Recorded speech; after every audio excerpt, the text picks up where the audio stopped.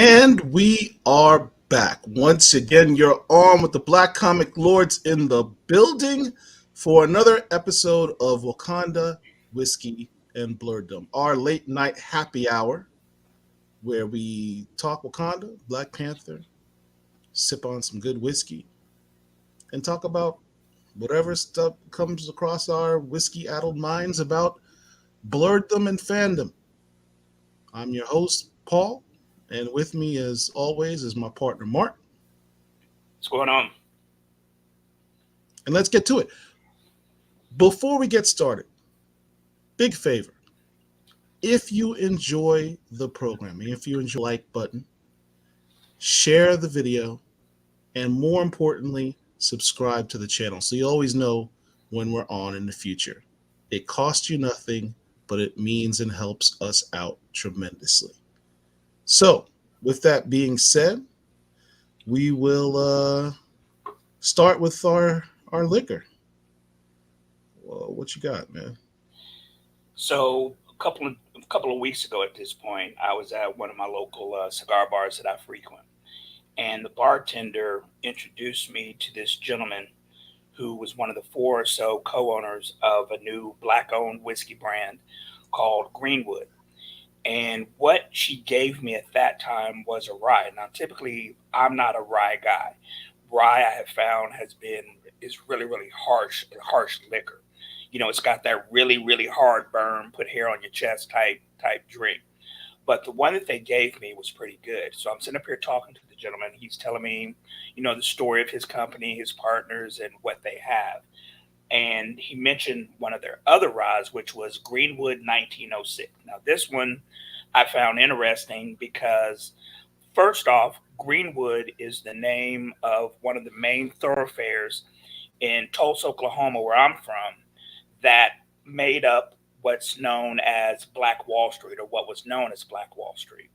Black Wall Street was an area of Tulsa during American apartheid where Black folks had carved out their own little insular community that was thriving. They had all sorts of businesses, banks, movie theaters, hotels that obviously catered to just Black people, because at that time in America, we couldn't go and do whatever it was that we wanted. Well, for whatever reason, none of these brothers who own this whiskey brand are from Oklahoma. In fact, I want to say two or three of them are from New York. One of them may even be from here in Atlanta, but none of them are from Tulsa. But because of the connection and how important the Black Wall Street area was to Tulsa and Black folks in general, they decided to name their whiskey brand Greenwood. The 1906, obviously, for obvious reasons for myself, since I'm an alpha, that really, really piqued my interest. So I was trying to get old boy to give me a free bottle, but he wouldn't. So I went on ahead and bought me one. So I cracked the seal on it earlier, let it breathe a little bit. This is it. And I'm about to give it a little pour and see what we think here. Do you have some of those pictures that I showed that I sent? Yeah. 1 second. Let's pull those up. Oh, check it out. We just get started. Rob's Comics with the $10 super chat. Appreciate you, man. Thank you very much. Um, I know that our producer, Dr. Wizard, had planned in advance for something just this monumental, and I can't seem to find it, of course, because I'm looking for it. But I have now found it. Thanks, Rob. Appreciate it.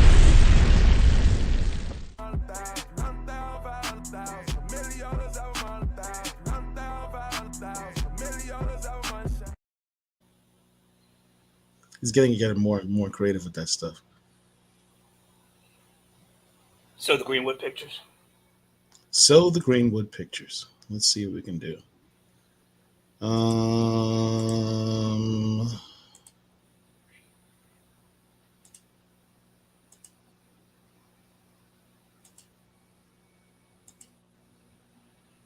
what are we looking at here? Okay, this was part of Greenwood. As I said, it's an area of Tulsa that was just black owned. Now, this looks to be in the 50s or 60s after the destruction of Black Wall Street. The Oklahoma Eagle, if I'm not mistaken, was a black owned or is a black owned newspaper back home. In 1920, Black Wall Street was basically destroyed by the good old white citizens of Tulsa due to A, jealousy, B, an allegation of, as always, if anybody has seen the movie Rosewood, you know what happened in Rosewood is that a black man was falsely accused of doing something to a white woman. White folks got up in arms. In this particular situation, a young black man was accused of doing something to a white woman. The black citizens, now, okay, now that seems accurate. The black citizens, some luminaries, they were preventing the young man from being lynched. And so the white folks got up in arms and they basically just went through and destroyed Black Wall Street. There's a book called The Burning by Tim Madigan that discusses Black Wall Street in depth. It has some first-hand accounts of things that went on. So if you're interested in learning some history, I would encourage you to read the book The Burning by Tim Madigan. But to get to the whiskey. So it does have that rye smell to it, which is very harsh, but I smell citrus, some butterscotch, maybe some pecan. Let's see.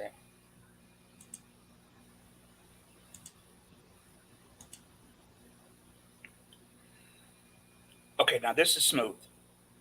This is very smooth, actually.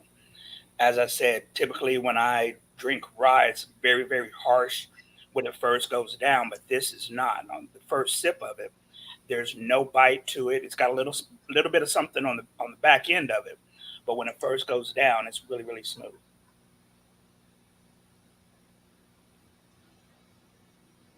This isn't bad. When I when I had their other expression, I was somewhat concerned because I was trying it for the first time in front of one of the owners, and I was concerned on whether or not I was going to like it and how I would respond to it. But it was good. This one is not bad on a scale of 1 to 10, 10 being the best. I'd probably give it about a 7. Now I'm gonna add an ice cube to it and see how that opens it up. But this is not a bad drink. So yeah, I'll give it a 7. What about you? What do you have? Me, Mark and I have, for the last several shows, been focusing on black owned distilleries. And so, in doing research, and it's also a matter of what's available in the area that you're in, I came across this whiskey that's actually owned by actor Jamie Foxx. It's called BSB. Stands for Brown Sugar Bourbon. Now, the bottle I have is their 103, BSB 103. This is their 103 proof bourbon. So it's supposed to be a little bit more potent than the base model version. Here's a little video he's got here. Let's see what. There's so many ways I want to say I love you. Let me hold you in my arms forevermore.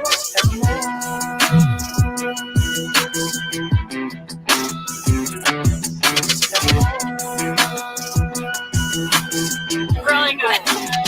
This is the best stuff I've had your whole day. Wow.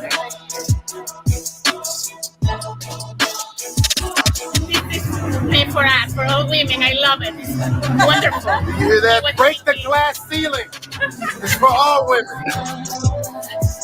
And me. There's 200,000 people out here behind us, all in line, trying to get to BSB. We're doing the best we can. Please watch it. And oh, girl, we belong together.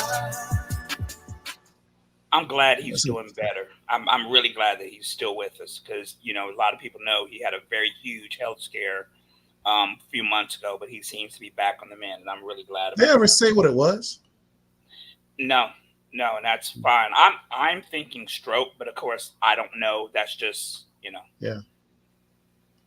Well, anyway, this one is, let's see, let's go to the this particular version, as I said, is the BSB 103. It's described as same recipe as the award-winning BSB, but bottled at 103 proof. This is a bolder version of BSB with a bigger kick of whiskey. It's proud to be the only overproof flavored whiskey on the market.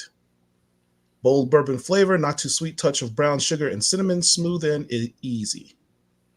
No, I typically don't like pour over whiskey. ice for bold sipping. Shoot it straight with a lemon wedge. So it's I'm typically not a fan of flavored whiskeys, to be honest with you. Oh wow.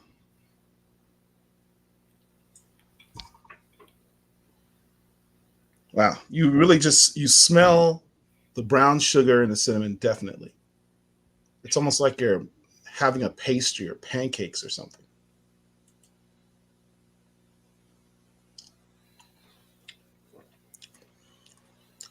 Oh, that's sweet.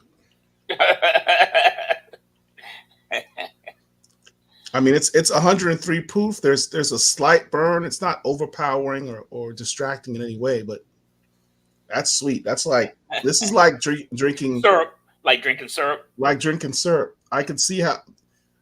I agree that a wedge of lemon would be nice with this, but I think it would remind me of like a grandma's home remedy for when you have a cold. Like just sip on this little bourbon and have some honey and some lemon in there. A hot toddy is what they call that. Hot toddy. It very much so. A cinnamon hot toddy. Now you should try that with like some lemonade. Now I'm gonna tell you guys, if you've never had whiskey mixed with lemonade during the summertime, you are missing out. That is some good drinking. Oh, a good winter fall type drink. Get you a crock pot, fill it up with apple cider, add some like 3/4 apple cider, 1/4 the bourbon or whiskey of your choice. I typically get me something that's really inexpensive, like some Benchmark. You can use Jack, something, you know, don't go all out. Get some Evan Williams, get you something that, you know, you're not going to mind, quote unquote, wasting. Pour that in the crock pot. Like I said, 3/4 apple cider, not apple juice, apple cider. The whiskey, get you a couple of sticks of cinnamon, get you about 4 or 5 cloves of cloves. Yeah, get you 4 or 5 cloves. Throw in there, let it heat up for a couple of hours. Listen to me. When Thanksgiving comes, that's going to be some good drinking. Yes, we've mentioned Uncle Nearest before. Yep. Well, you know, Rob says, AKA Mr. International, if you guys are heavy into comic collecting, or more specifically, want to expand your comic collecting into the international realm, hit up Rob's Comics. Go follow him on Instagram. Check out his videos. Check out my boy Rich's Real Talk with Rich show last week, The Takeover, where Big Phil and Rob did a show together. The international comic book collecting is a whole another level of comic collecting. Man's incredibly well informed. All right, so let's get into some of these comics before we head into these comics. Let's see. Tron World in the building. What's up, man? Peace and power to all in attendance. Angel, you don't drink? You need to remedy that. I don't. What are you doing with your life? I don't have a response to that. Get a drink every now and then. It's not going to kill you. Or hydrate. Get a cold glass of water with ice. I like my whiskey with filet slice of watermelon. That's odd. That's odd, and that's really weird. Maybe slightly racist, but okay. That sounds good. Might stop by a local orchard and get some cider this weekend. Yep. Sure. Like I said, you got to put it in a crock pot. Okay. Put it on high for about an hour, then turn it down and just let it simmer. So, like if you're having Thanksgiving dinner with the family over, when you first start cooking or whatever, just put it on low and just let it just heat up. And I'm telling you, that is some good drinking. Illinois says, I've been trying to go down the black-owned alcohol rabbit hole, but it's hard to get some. That's the problem, man. Actually finding black-owned liquors in your area, it can be challenging. Particularly where I live. I live in Florida. So if you've got the internet, you can get whiskey because there are a lot of places that actually will deliver to you. So of the ones that I've had, the ones that I recommend that you order are obviously Uncle Nearest and the Bro Brothers. It's like BROUGH or something like that. That's pretty good. Horseman's more into cannabis than he is liquor. All right, to each your own. Pericles says, I can't handle alcohol. Right, you got to listen. None of us are going to be here forever, so you got to die something. Just get you a little bit. Except if you have diabetes and you drink this, you will go into a... You're going to go in diabetic coma. Diabetic coma. This is sweet. This needs to be... Where's my ice cube? Do you have any lemonade in the house? I don't think so. Okay. I think my daughter drank the last of the lemonade. Put this on some ice, man. This is too much. Wow. So go back to their website and what were some of the recipes that they have for some drinks? What were some of their recipes? Oh, well, back up. What do you give it on a scale of 1 to 10? Be honest. The sweetness, honestly, is overpowering. Right. I don't think this is a drink that you want to drink straight. Mm-hmm. I just don't see it. I just put an ice cube in it, or an ice ball specifically. So it's a cocktail. It's a cocktail whiskey. It's more of a cocktail whiskey. I could see it in an old fashioned. Be tremendously wonderful in an old fashioned. Well, that would be. You talk about sweet because old fashions have simple syrup in it. So you put in the simple syrup. Yeah, you could skip that whole. You could skip the whole simple syrup. just skip all that. Just put your bitters in there. Just put bitters, a lemon, and you're good. Okay. It's literally that sweet. What were some of the recipes that they had? They didn't really have any other recipes. They just said on the website it did. Let's see.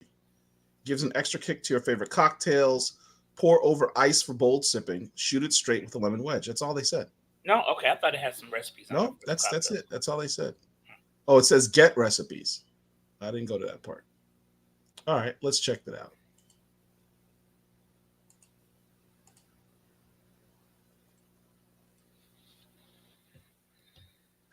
BSB is great straight or on the rocks. It's even sweeter mixed up with fresh, simple ingredients. Try recipes. All right. Bourbon sour. Okay. Bourbon eggnog. I've never had eggnog in my life. What did you say? I've never had eggnog in my life because it looks just so snotty. I don't know. So you're one of those people. If you are an eggnog drinker, this would actually be perfect in eggnog. Now I've heard that, I'm definitely gonna buy a bottle of this for Christmas to put in the eggnog. This would be perfect for eggnog. You're gonna still have that bottle at Christmas. You're not gonna go through that bottle. I don't drink much except for maybe on this show. BSB I'm sorry. hot Hold on. toddy. Hold on. What did you say? You gonna stand by that? It's possible. Yeah. Okay. I have a lot of bottles of liquor here, man. I can't drink it BSB all. lemonade. Hey, click on that one. That BSB lemonade. 2 ounce of BSB and lemonade. It's not that. Right. It's not that Right. Right. complicated. Yeah. Yeah. I mean, very simple. Okay. But yeah, whiskey and lemonade pair very extremely well together. Yeah. Go to the Those are old fashioned recipes. real quick. Just real quick. That's the last one. The old fashioned. See if they leave out the simple syrup, as you said. Yeah. Yeah. Exactly as I said. That's Exactly as I said. exactly Just what you add the said. bitters and the cherry. Yeah.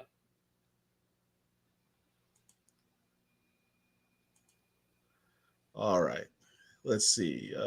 Some of the sites won't deliver to Illinois, but I've had Uncle Nearest. We also have really good bourbon in Chicagoland area called Alexander James. I haven't heard of that one. Hold on one second. Go back to P. Go back to Illinois. There is an event, and in fact, it's here in Atlanta tomorrow, and I haven't bought my tickets because they were hell of expensive. But there's an event called Whiskeys of the World. They have them around the country. Obviously, as I said, they have one here tomorrow. There may be one in Chicago. I think they do it in California somewhere. If you have the opportunity and the resources to go, I would highly encourage folks, if you are a whiskey drinker, check out Whiskeys of the World. You pay one price, you go in, and there'll be, 50, 60, 80 different whiskey manufacturers there, and they will have pretty much all of their expressions. So you're talking about 50 different distilleries that have three or more whiskeys, so you can do the math on that. And it is a rip roaring good time. You pay one fee, have as much as your bladder and kidneys can handle. So definitely highly recommend Whiskeys of the World. Everyone, let's see. Eggnog's delicious. I made some from scratch. It was great with some bourbon. Hmm. And Illinois says he'll look out for it. All right. Again, everyone who's watching, please hit the like button. As you're watching it, just take a second, hit the like button. If you haven't subscribed to our channel, go ahead and subscribe to the channel. All right, so let's get into this. Is Wakanda Whiskey and Blurredom. So next up, we've got to talk about what's going on in the world of Wakanda and our boy, the Black Panther. There was actually some news recently. Let me pull that up. There was a release by artist Torrin Clark of the cover for Black Panther #8. Let me pull up that. Did you see it on the internet? I did. I did. But I thought you were going to go somewhere else with that, but I'm going to talk about that briefly in a second, too.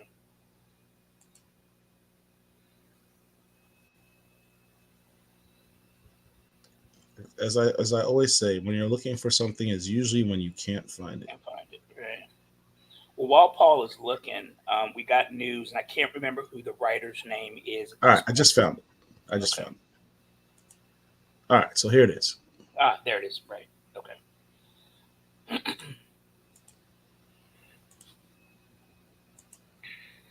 So here's the cover for Black Panther #8. Black Panther is going up against Monet. Now, the solicit for this says that the Black Panther is investigating, as part of the storyline that's been going on, disappearances in Burnin BT. What's it called? Mm-hmm. Burnin T'Chaka, right? And so the disappearances has been traced to Monet St. Croix's family, the St. Croix family. Now, there's a history there. If you're familiar with Monet St. Croix, if you ever read Generation X back in the day, there's a history there with her family with disappearing people. I'm going to be any spoilers on that, but it makes sense. I'm curious to see if that's the angle that Dr. Eve Ewing is taking this. Now, shortly after this picture was released, Torrin Clark released another picture, an alternative cover that actually didn't get picked up. He says That's the one that I saw. That's one I this saw. is the alternate rejected concept for Black Panther 8. He said he was really hard choice because he really liked this cover. If you look at this, it's much more aggressive than the first cover. In this one, Monet looks enraged. Now, if you know the character of Monet St. Croix, she doesn't lose her cool. The woman's, she's under pressure. She's an ice queen. Look at her face here. She looks just angry, and she both of her fists are curled up, and she's knocking T'Challa out. Now, Right? see, I don't like this cover for that very reason. Based on what happened to him during the last run, every other episode he was getting knocked out or whatever. So for that very reason alone, It's I'm funny glad you that should this, I'm it's glad funny that you should this say that. particular cover was rejected because he's It's been funny you through should say so that much because in the that's the past year exact and a half. reason that he gives. He says, someone makes the comment, y'all just had a good old time tearing up T'Challa, I see. He says, part of why we didn't go with the alternate was we were really beating the hell out of him every issue. Can't have him looking too messed up. Now, this really beating the hell out of him every issue, he's not referring to this current run with Eve Right. Ewing. He was also often the cover artist on the last volume by He Who Shall Not Be Named. So that's what he's referring to. He recognizes the fact that T'Challa was taking mad L's in the last run. And I'm hoping someone in editorial in Marvel finally got a clue and realized that's not a good look for your title, class A black superhero. So this is what he puts in to further explain. He says, but look at the nuance. He's referring to the one that they actually selected, the first cover. Look at the nuance. She's pushing him gently with her hand. She knows the vibranium in the shield and suit can take it. Her right hand and fist with her bicep flexed is one that would really hurt him. What's It's her more power of a set? warning and not an absolute fight in my mind. And what he's referring to is this cover. Right. What's her She's pushing power? T'Challa back, but remember, Monet is also a telekinetic, I believe, or she's telepath, she can Is, fly, invulnerable, super strength. is she a mutant? Oh yeah, she's a mutant. You don't know Monet St. Croix? No. Oh geez. All right, yeah. The only thing I don't remember is if she's telekinetic or not. But suffice it to say, the point remains: she's got an open hand here and the closed fist as a warning in the back. That level of detail and storytelling is brilliant. I love the fact that he explained those little nuances, those little details. And if you look at the expression on her face, she's calm. She's restraining herself. She's restraining with T'Challa, but she's also has her emotions in check. She's in control. That's much more in line with what we know of Monet. So I think it was a good choice by whoever made the decision to go with this cover rather than the other one. I think this is much more descriptive. So So mad props to them for that. where I thought you were going initially when you first started talking is I thought you were oops, that's not what I wanted. I thought you were about to discuss what I'm just sending you on Twitter now. Is that the news? Speaking of T'Challa, there was news that came out. I want to say either last week or this week that there will be. Well, first off, we know that there is a new Ultimate Universe coming down the pipe. Back in Right. the early 2000s, the Ultimate Universe was characters that we were familiar with who were telling new and different stories. So if you hadn't been collecting comic books for 20 years like Paul and I have been, you could hop on the Ultimates and see the characters that we know and love, but in somewhat similar but different ways. T'Challa did not have his own book. You had the Ultimates, you had Ultimate Fantastic Four that ran for like 100 issues, you had Ultimate Spider Man, you had two versions of Ultimate Spider Man, you had Ultimate X Men, you had a whole bunch of Ultimate titles. Well, the Ultimate Universe went away, but it's coming back. And they had a 5 issue Ultimate Invasion storyline that, quite frankly, was somewhat lacking. It started off with great promise. It kind of defecated the bed at the end. But I am looking forward to it coming out. We got an announcement the other day that Brian Hill, who writes Blade, will be writing the new Ultimate Black Panther. And I'm Who also really wrote Killmonger, who also wrote Black Panther Unconquered. right. Excellent And Black Panther writer. and Excellent so writer. I personally am really, really looking forward to it. Now, on Beyonce's internet, people were discussing what exactly is going to be the storyline and who is this character that we see. Is this going to be T'Challa or is this going to be somebody else? Quite frankly, I don't know, and I really don't care. I'm just looking forward to some good storytelling about Black Panther and the nation of Wakanda. Dr. Ewing is doing a phenomenal job, I think, and I think Mr. Hill would do also a spectacular job based on his writing on Blade that I've seen. I did not read Killmonger. What was the other one that you mentioned? Black Panther. What? Black Panther Unconquered. Yeah, I have that, and I think I enjoyed that. But I know that I like Blade that about to discuss here in a moment. But that being said, if you're a collector, Ultimate Black Panther will be coming out sometime next year. As Paul is always saying, put this in your solicits so the book can get picked up. All right. So in terms of what this book is about, um, it's as Mark mentioned, it's written by Brian Hill. The art and the cover is by Stefano Caselli, who's an excellent artist. I love his artwork. He's currently the artist on X-Men Red. It Mm. says here for the solicit, in wake of the ultimate invasion, Khonshu and Ra, the force known together as Moon Knight, are seeking to expand their brutal control of the continent of Africa. In response, the lone bulwark against them, the isolated nation of Wakanda, will send forth its champion, its king, the Black Panther. From the creative minds of Brian Hill, and Stefan takes a bold new take on Black Panther Wakanda. It says here as a quote, I was invigorated by this opportunity because in addition to my immense respect for Jonathan Hickman's detailed storytelling, the idea of shepherding this bold new take on Black Panther in this event gives me a platform to do the kind of broad epic storytelling I've always wanted to do in comics, Hill said. My influences range from the history of Black Panther comics to Ryan Coogler's incredible work with the recent films, to Frank Herbert's world-building capacity of Dune, he added. This is something people won't expect in the best of ways, and full credit to Marvel and editors Will Moss and Michelle Marchese for bringing this creative possibility to me. So that's what this is going to be about. So there was a sense that you used in there that said a whole new something or another, but that's making me think that it may not be T'Challa. It probably is, but it may not be. And I don't particularly have an issue with that. There was a book, um, Black Panther 2099, came out several years ago. Decent book, but that is a new entry into the mythos of Black Panther, and that wasn't T'Challa, and I enjoyed that somewhat. Let's pull that up.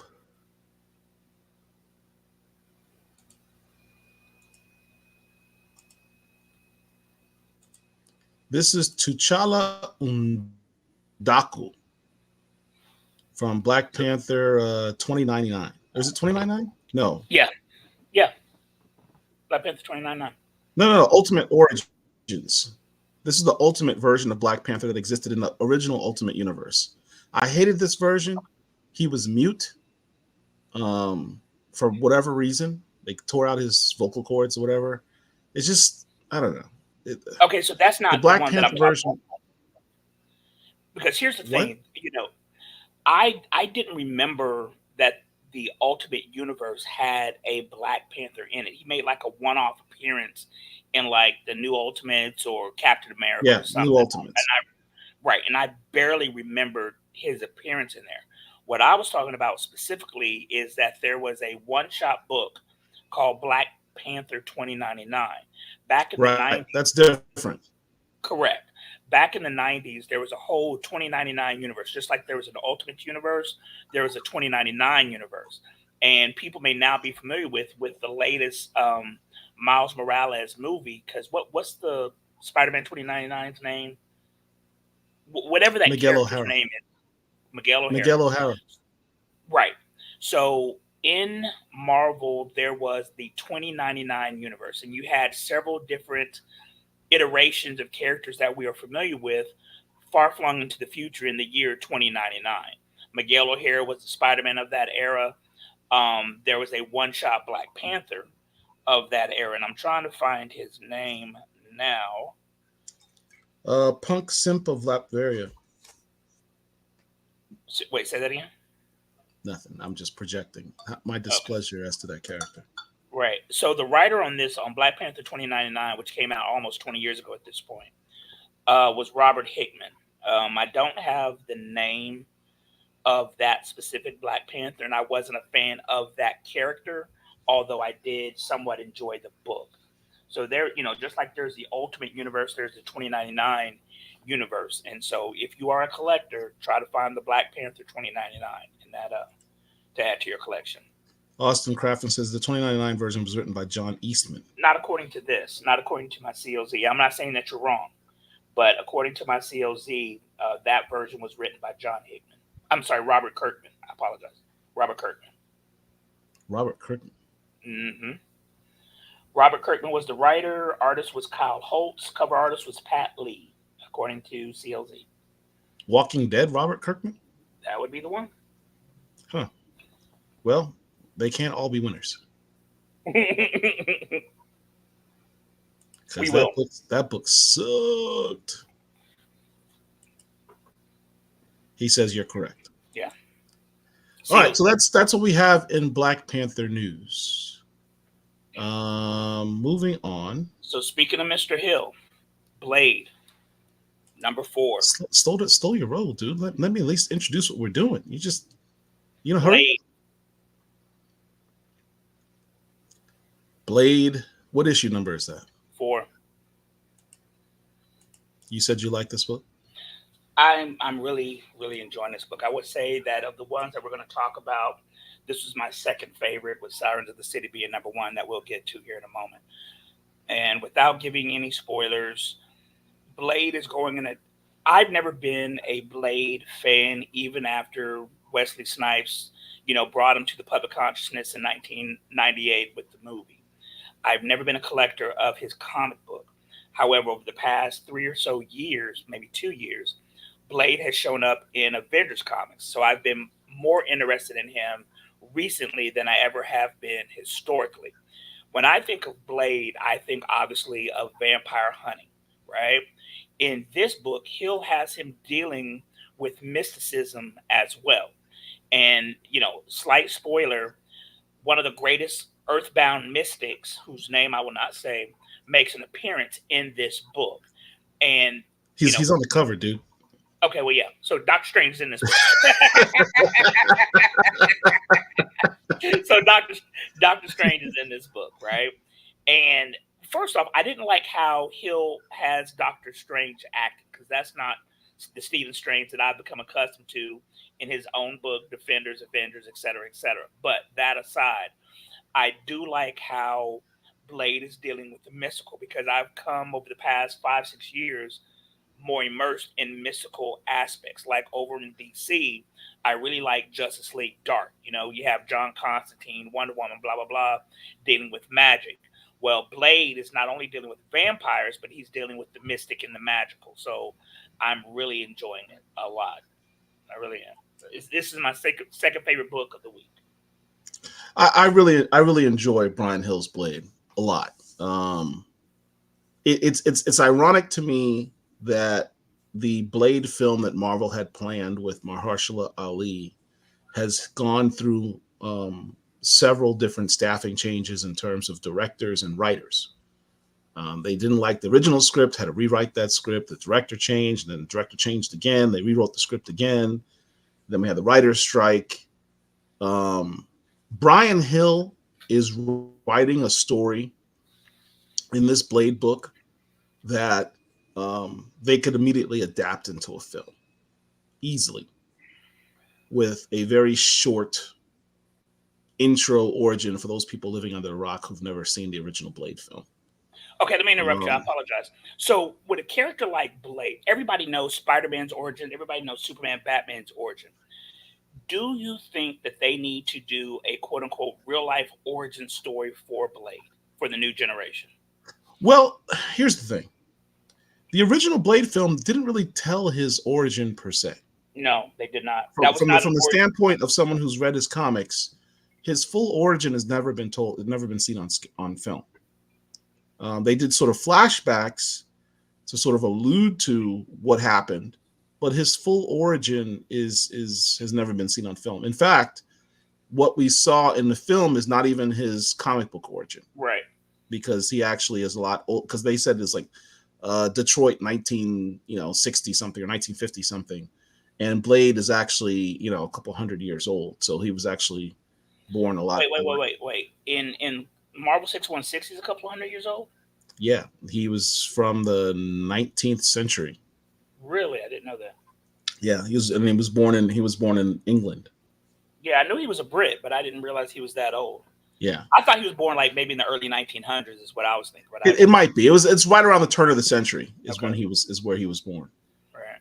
Um, so yeah, I mean, if they may have to do an origin story, there would be nothing wrong with that. It also would allow them to redefine the character, establish the fact that he's not just a vampire hunter, but he's had a lot of time. And here's what this next point: he's been around long enough that he's seen a lot of different things, he's encountered a lot of different things, and he's learned in all that time. Why do I mention that? Because in one of the books we're going to mention a little later, where he makes a guest appearance, um, that becomes relevant to a point that I will later make. I'm gonna say this, and I think I'm on record of saying this before. Mahershala Ali is a phenomenal actor. He's won the Oscar twice, one of which I don't think he deserved for Moonlight. Not saying that he did a bad job, just that particular year, I don't think his performance was the strongest. That being said, I'm a firm believer that he is way too old to play this role. I think they should have gone with somebody about 10 years younger. He's getting ready to be 50 years old.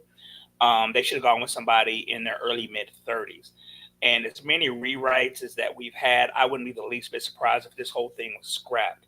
And you think about what Marvel could have done.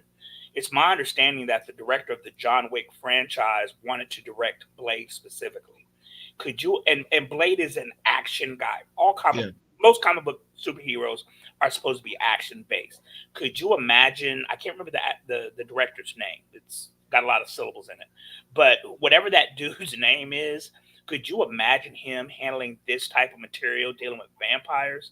He would have knocked it out of the park. Just think of any John Wick movie, but make John Wick a vampire hunter. That movie would have been bananas. And the fact that Kevin Feige passed on that is astounding to me. I don't understand why they did that.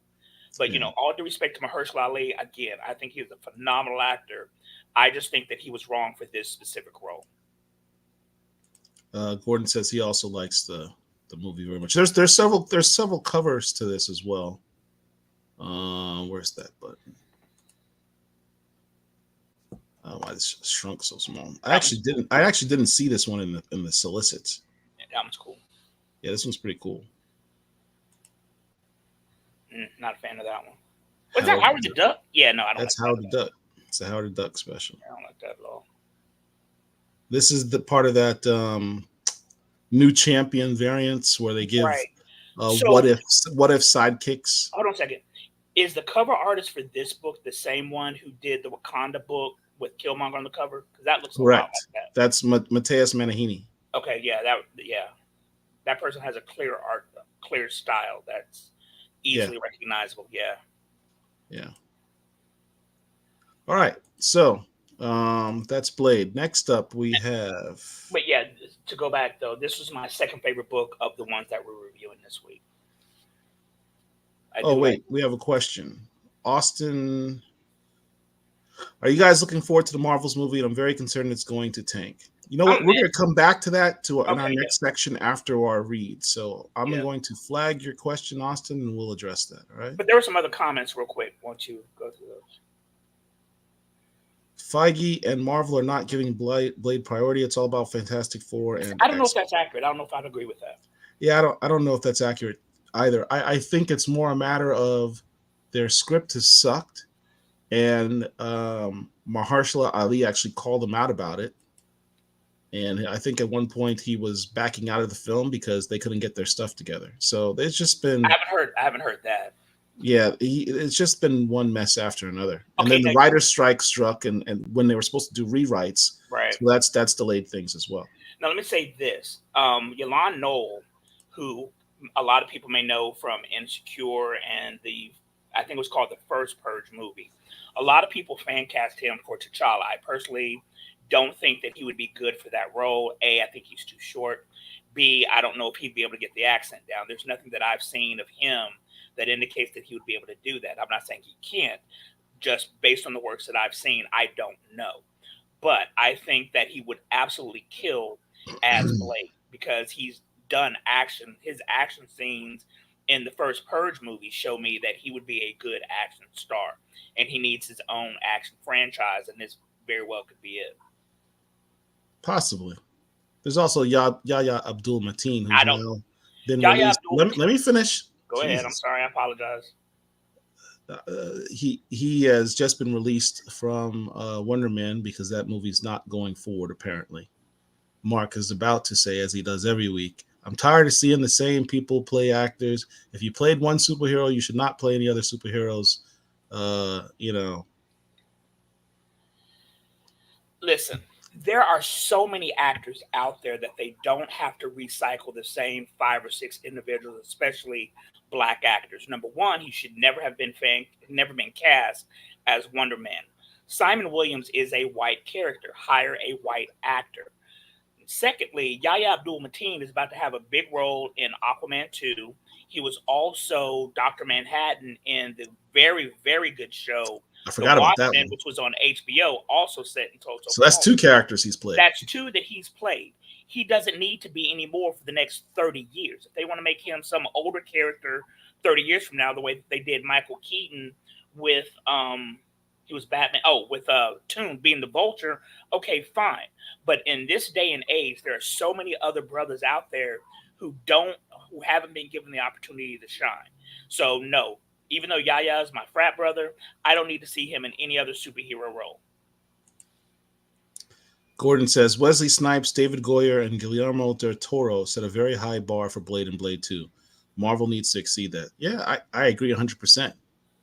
Um, and it's I really don't think it's that difficult to do a good Blade film, especially when I read this Blade comic by Brian Edward Hill and the way he expands what you know about Blade and the type of world that he lives in, and expand him from simply just being a guy who cuts off heads of vampires to fighting the supernatural. He just fights things that go bump in the night, whether they be vampires or demons or monsters. He goes after it all, and having that mystical side of things with Doctor Strange, I think that's a whole realm of Marvel that has yet to be explored. Like Blade should be in the same comics as like Man Thing and Werewolf by Night. You know, there should What's be the a whole Sons the of what? Midnight Suns, Midnight Sun. the the Nights. What do you call them? The Night Stalkers. Night Stalkers. Am I saying that right? Night. Damn, why is it escaping me right now? I'm looking at the comic book in my head, but you guys know what I'm talking about.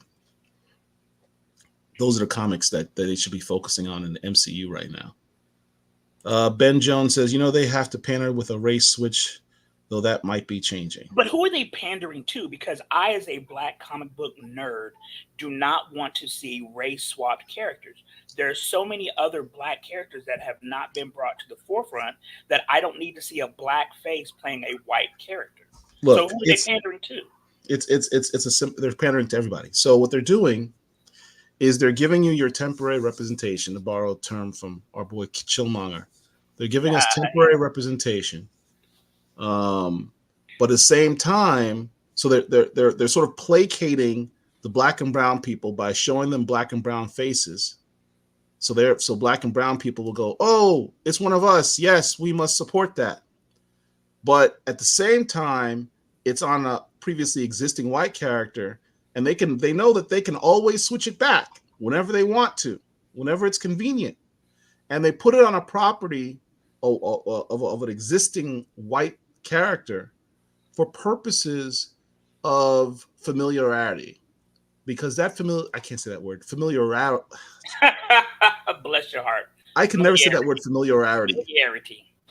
Whatever. So that concept allows them to, for the larger, broader audience, to have that appeal. If the people are going to see a Superman movie or Batman movie, regardless of who's under the cowl. Right, because those are A-list characters and they're very, Right. very, very popular. A lot of the black characters have not reached that level yet because they don't push them forward. They've not been represented in media outside of comic books the way those two characters specifically have been which is why they should have recast T'Challa. Going back to Simon Williams, the fan cast that I had for him was Jerry O'Connell. I just sent you the picture of Jerry O'Connell in the DMs. Jerry O'Connell, for a lot of people who may not know, what was it called? Not Lean on Me, Stand By Me. He was a little chubby kid in Stand By Me. He has grown up. He's gotten fit. He's been in a couple of seasons of Billions. Dude looks just like the drawn character. He would have been perfect for the You role. forgot his most famous role was in Sliders. I didn't watch Sliders. I never watched Sliders. That's why you didn't mention it.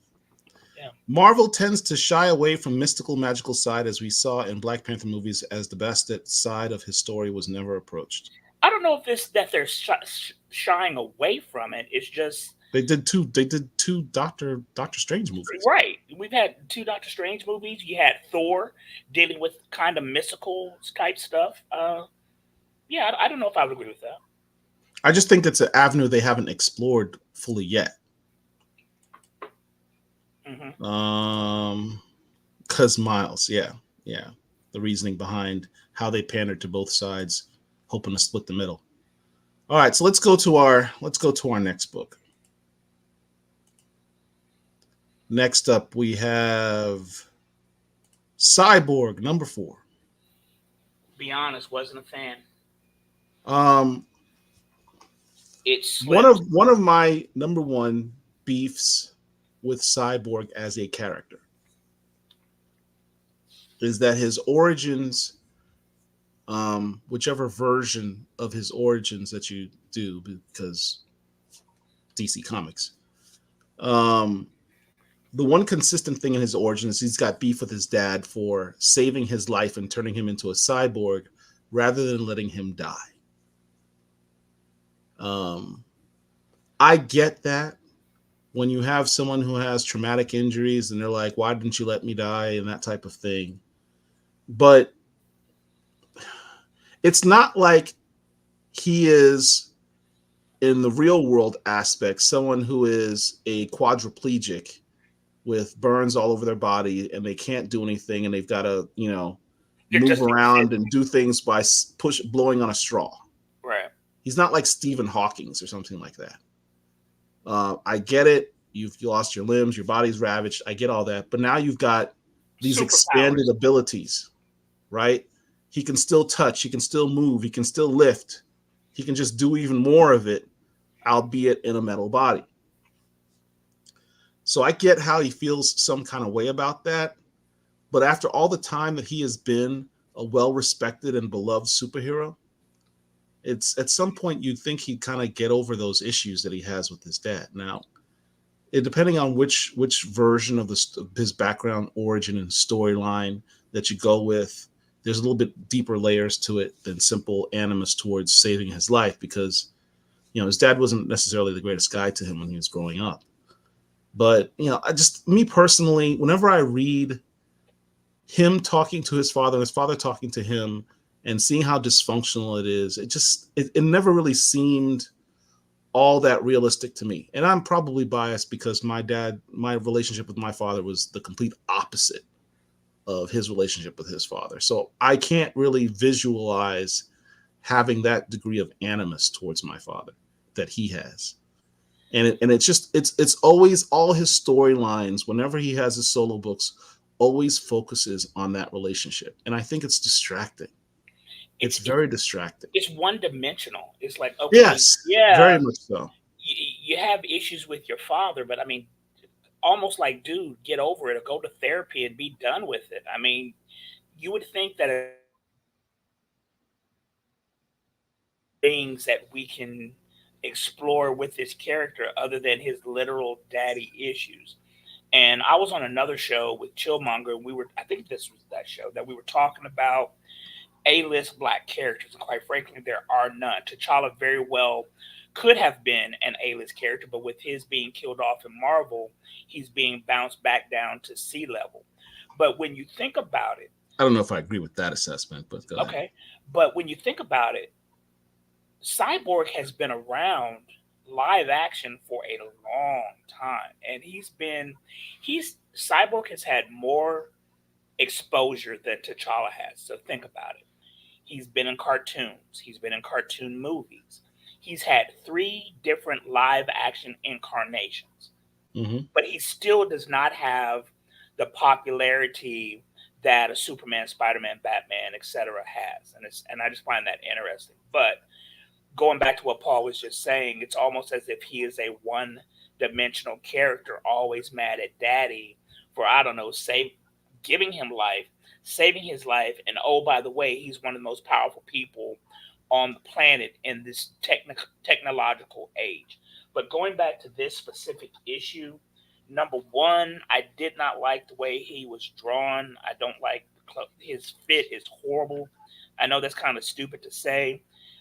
He's a lot better than the metal briefs that he was in Teen Titans back in the 80s, but it's just, and I've always envisioned him to be a bigger, bulkier individual. They have him slim down. I wasn't a huge fan of this specific issue of the book. And I'm gonna be honest with you, the way the story is going, I initially the first two issues, I really liked it. We're on issue 4 now, but I'm slowly coming down from how I initially viewed it. It's okay. I'm still gonna support it until this run ends, but it's not as good as I initially thought it was personally. Um, I think my I've enjoyed the book. Um, my singular criticism has been that we spent more time on this father son relationship than I had hoped. I will say, however, that this particular issue um, seemed to indicate that we're going to go into a possible resolution or different take on that relationship soon. I don't even know. Is this a limited series or is it ongoing? I was just getting ready to ask you Because it that. doesn't say anything about one I of don't know. six or whatever. I I'm think I'm it's one of those things where it depending on how well it sells, they may just continue going with it. I'm So I hope they give the writer the ability to resolve this relationship issue with his father. We actually interviewed Morgan Hampton, who's the writer, a few months ago, um, and I've raised the same issue about this relationship being sort of a one dimensional topic of exploration and all these singular stories. And he agreed that this is not something that he wants to spend a lot of time on either. So hopefully in the next issue they'll reach some resolution and we can move on to more world building and expanding. Such as the fact that he introduced this character, what's her name, Estelle or something like that? The social oh influencer. yeah. Mm-hmm. What's her Oh name? shit! Hold on, I'll tell you in a second. Keep talking. So she's been a welcome, a refreshing character that he introduced I do in like these her. stories, and she could potentially be a love interest based on what you see in here. There Estelle. was this there was this cute little line on this one panel where she asked him, "So you can like change your hand into any type of object, right?" And he's like, "I can change any part of my body into any Okay, type of object." he didn't say it like that. You don't Paul know is how he reading. said it, but you saw how Paul he is looked. reading into it. It wasn't a bound chicka wow wow type statement by any stretch of the The imagination. look, the look that the artist Sean Damian Hill gave him when he said that would seem to indicate otherwise. I disagree. Um, Okay, I just thought it was a cute moment. it was cute. Bam, Bo Big HHB3 with a $10 super chat. Thank you very much, sir. That is a lot of bread, and we appreciate it. We can hopefully keep this show going. So with that, we will give you this.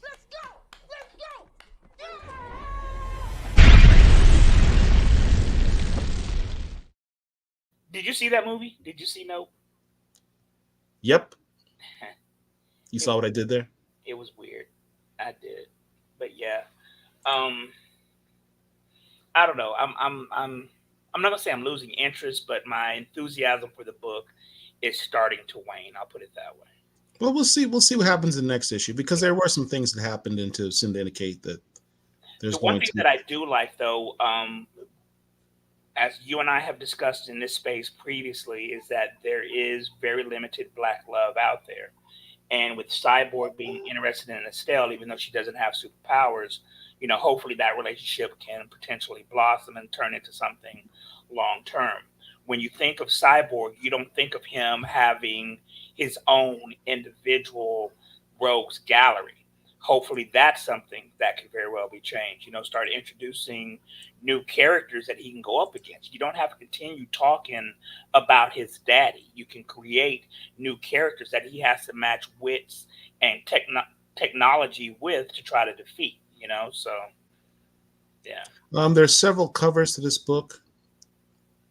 This first cover, cover A, is done by Edwin Gallman, who does a phenomenal job. I love this guy's art. Every time I see Edwin Gallman's art, it gets better. Every piece of art he comes out with. So, mad shout out to you, man. I will say something about the art in this book. This art in this book was done by Sean Damian Hill, who's also in the space. Shout out to Sean Damian Hill. What's interesting is that the original artist for the first 3 issues was actually what's his name? Tom Palmer. Geez, why am I drawing a mental blank on that? I think it's Tom Palmer. I'm probably saying the name wrong, but longtime artist going all the way back to like the 80s and 90s. Tom And it Rainey. actually, what Tom did you say? Rainey. Tom Rainey. Thank you, Tom Rainey. Who's an excellent artist. I have a lot of issues of him doing like Iron Man and stuff back in the day. He did X-Men at one point. Sean Damian Hill is like a chameleon when it comes to art. He actually emulated Tom Rainey's style. It took me several pages before I realized this isn't Tom Rainey. This is somebody else trying to emulate Tom Rainey. And I realized Sean Damian Hill was the one who did that. This isn't the first time I've seen him do that. I forget what the other book was. I want to say it was Blood Syndicate, where he emulated like Crisscross's style. Like this dude, incredible artist. I mean, and he says he doesn't do it, consciously, but mad props to him because he really fooled me for a second. You know, yeah, I wasn't impressed with this issue. And This now, cover, I think this is the cover B by Torrin Clark, who we just talked about with Black Panther. It's a phenomenal cover. yeah, that is cool. Torrin Clark's it's another artist who every time this brother drops another piece of art, it looks better than the last one. This is the artist I was talking about before, Tom Rainey. No. Sorry. This is Daryl Banks. This is Daryl Banks, I like Black that. artist. See, that's what I'm accustomed to Cyborg kind of looking like.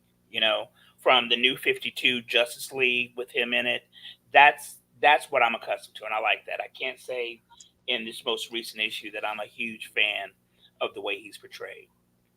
Daryl Banks is actually the co-creator or the creator of Parallax in the Green Lantern comics. So that's Cyborg. Yeah. What's the next book we're doing, Mark? Well, I have Green Lantern next. I don't know if you. Hold on, we have a question. Do you all believe that most superheroes have some type of mental disorder? This was something me and my son was debating over. What do you all think? In order to put your life consistently on the line for other people without any type of compensation, there is some type of mental issue there. I mean, no person is that altruistic, but these people on a regular basis put their lives on the line. So yes, I think there is some type of mental disorder. Yeah, most of the superheroes usually have some type of traumatic event that spurs them to action. Superman's world was blown up, right? Batman's parents were killed. Spider-Man's Uncle Ben was killed. And the list goes on and on. Like there's always some event that triggers them to not let that happen to someone else again. Hulk's father was abusive. Steve Rogers, he came of age during the 30s and wanted to stop fascism. Right.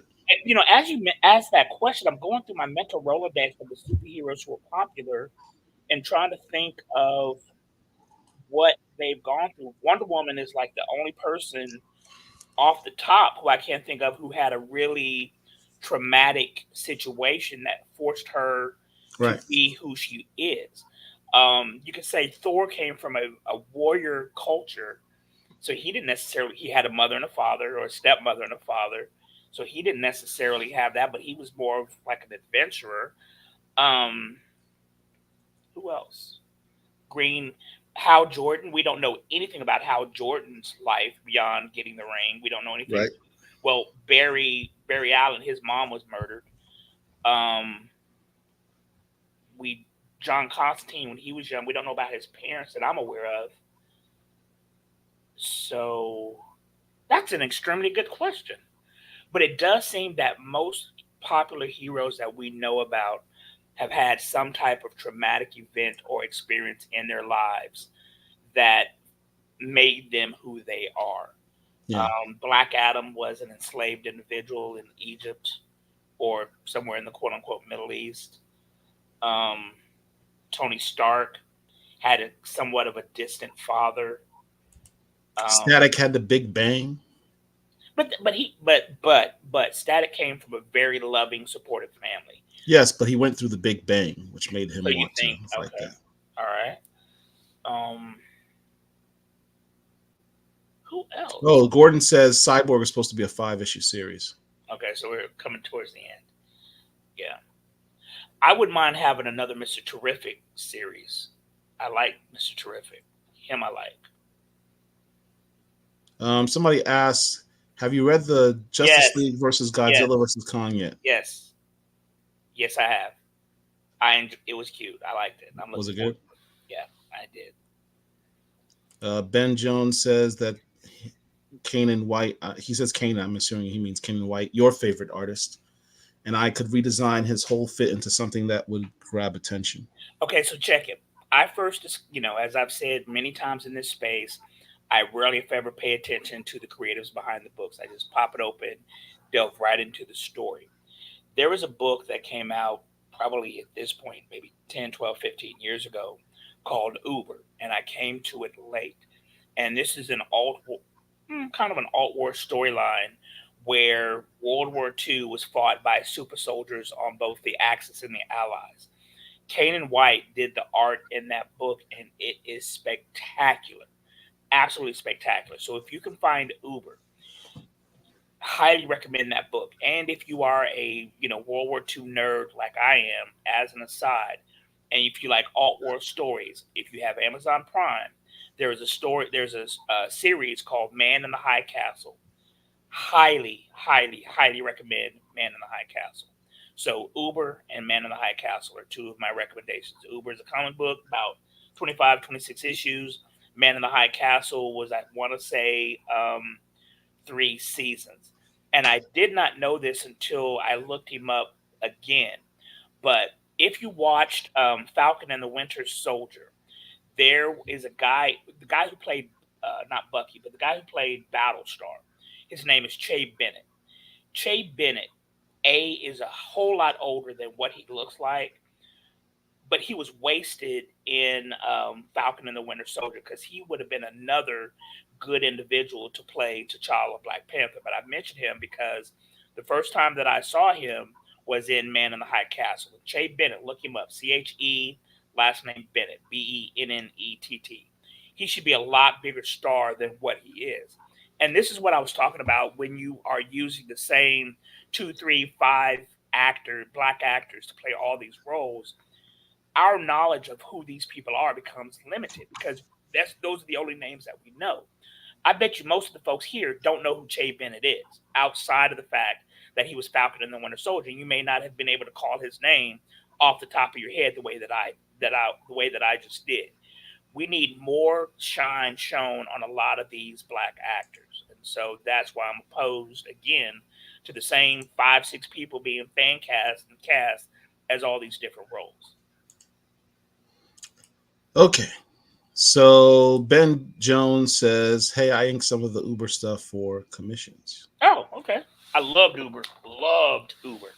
Loved it. Another question from Austin Crafton. Is Storm blind naturally since she has no pupils? This was another question me and my son was debating. No. She does have pupils. It's just that her eyes turn white when she uses her powers. So she's not blind. Yeah, she's got blue eyes.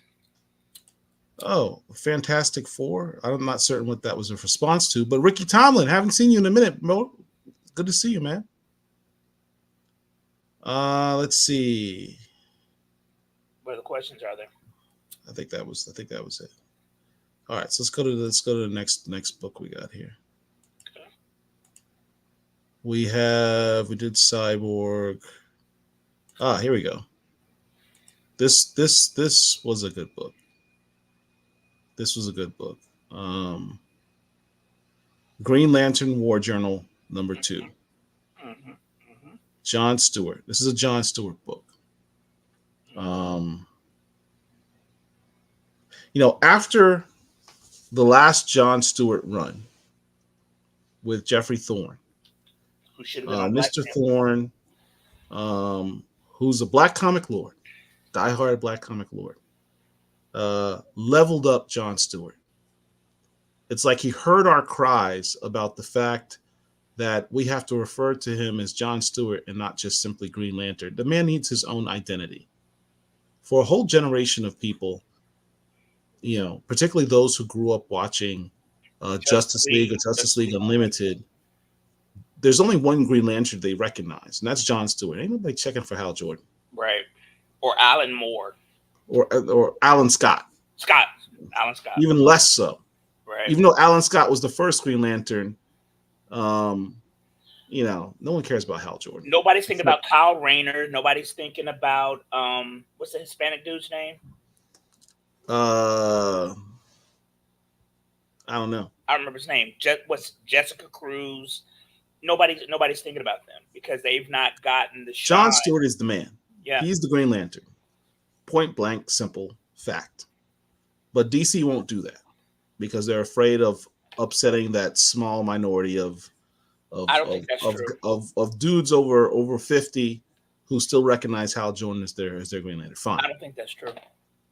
Well, regardless, for whatever reason, they refuse to just acknowledge John Stewart as Green Lantern and just leave it at that. Well, let's look at the fact they just had a John Stewart animated movie that was pretty good. I liked it. Yes, but Hal Jordan's still around. It's kind of like Peter Parker and Miles Morales. Miles Morales is more popular than Peter Parker, but they won't get rid of Peter Parker because I mean, each of these characters merchandising. Each of these characters have their fans, and they've been around forever. So it has nothing to do with fans, dude. It has nothing to do with fans. It has to do with merchandising. These comic look, listen, hear me out.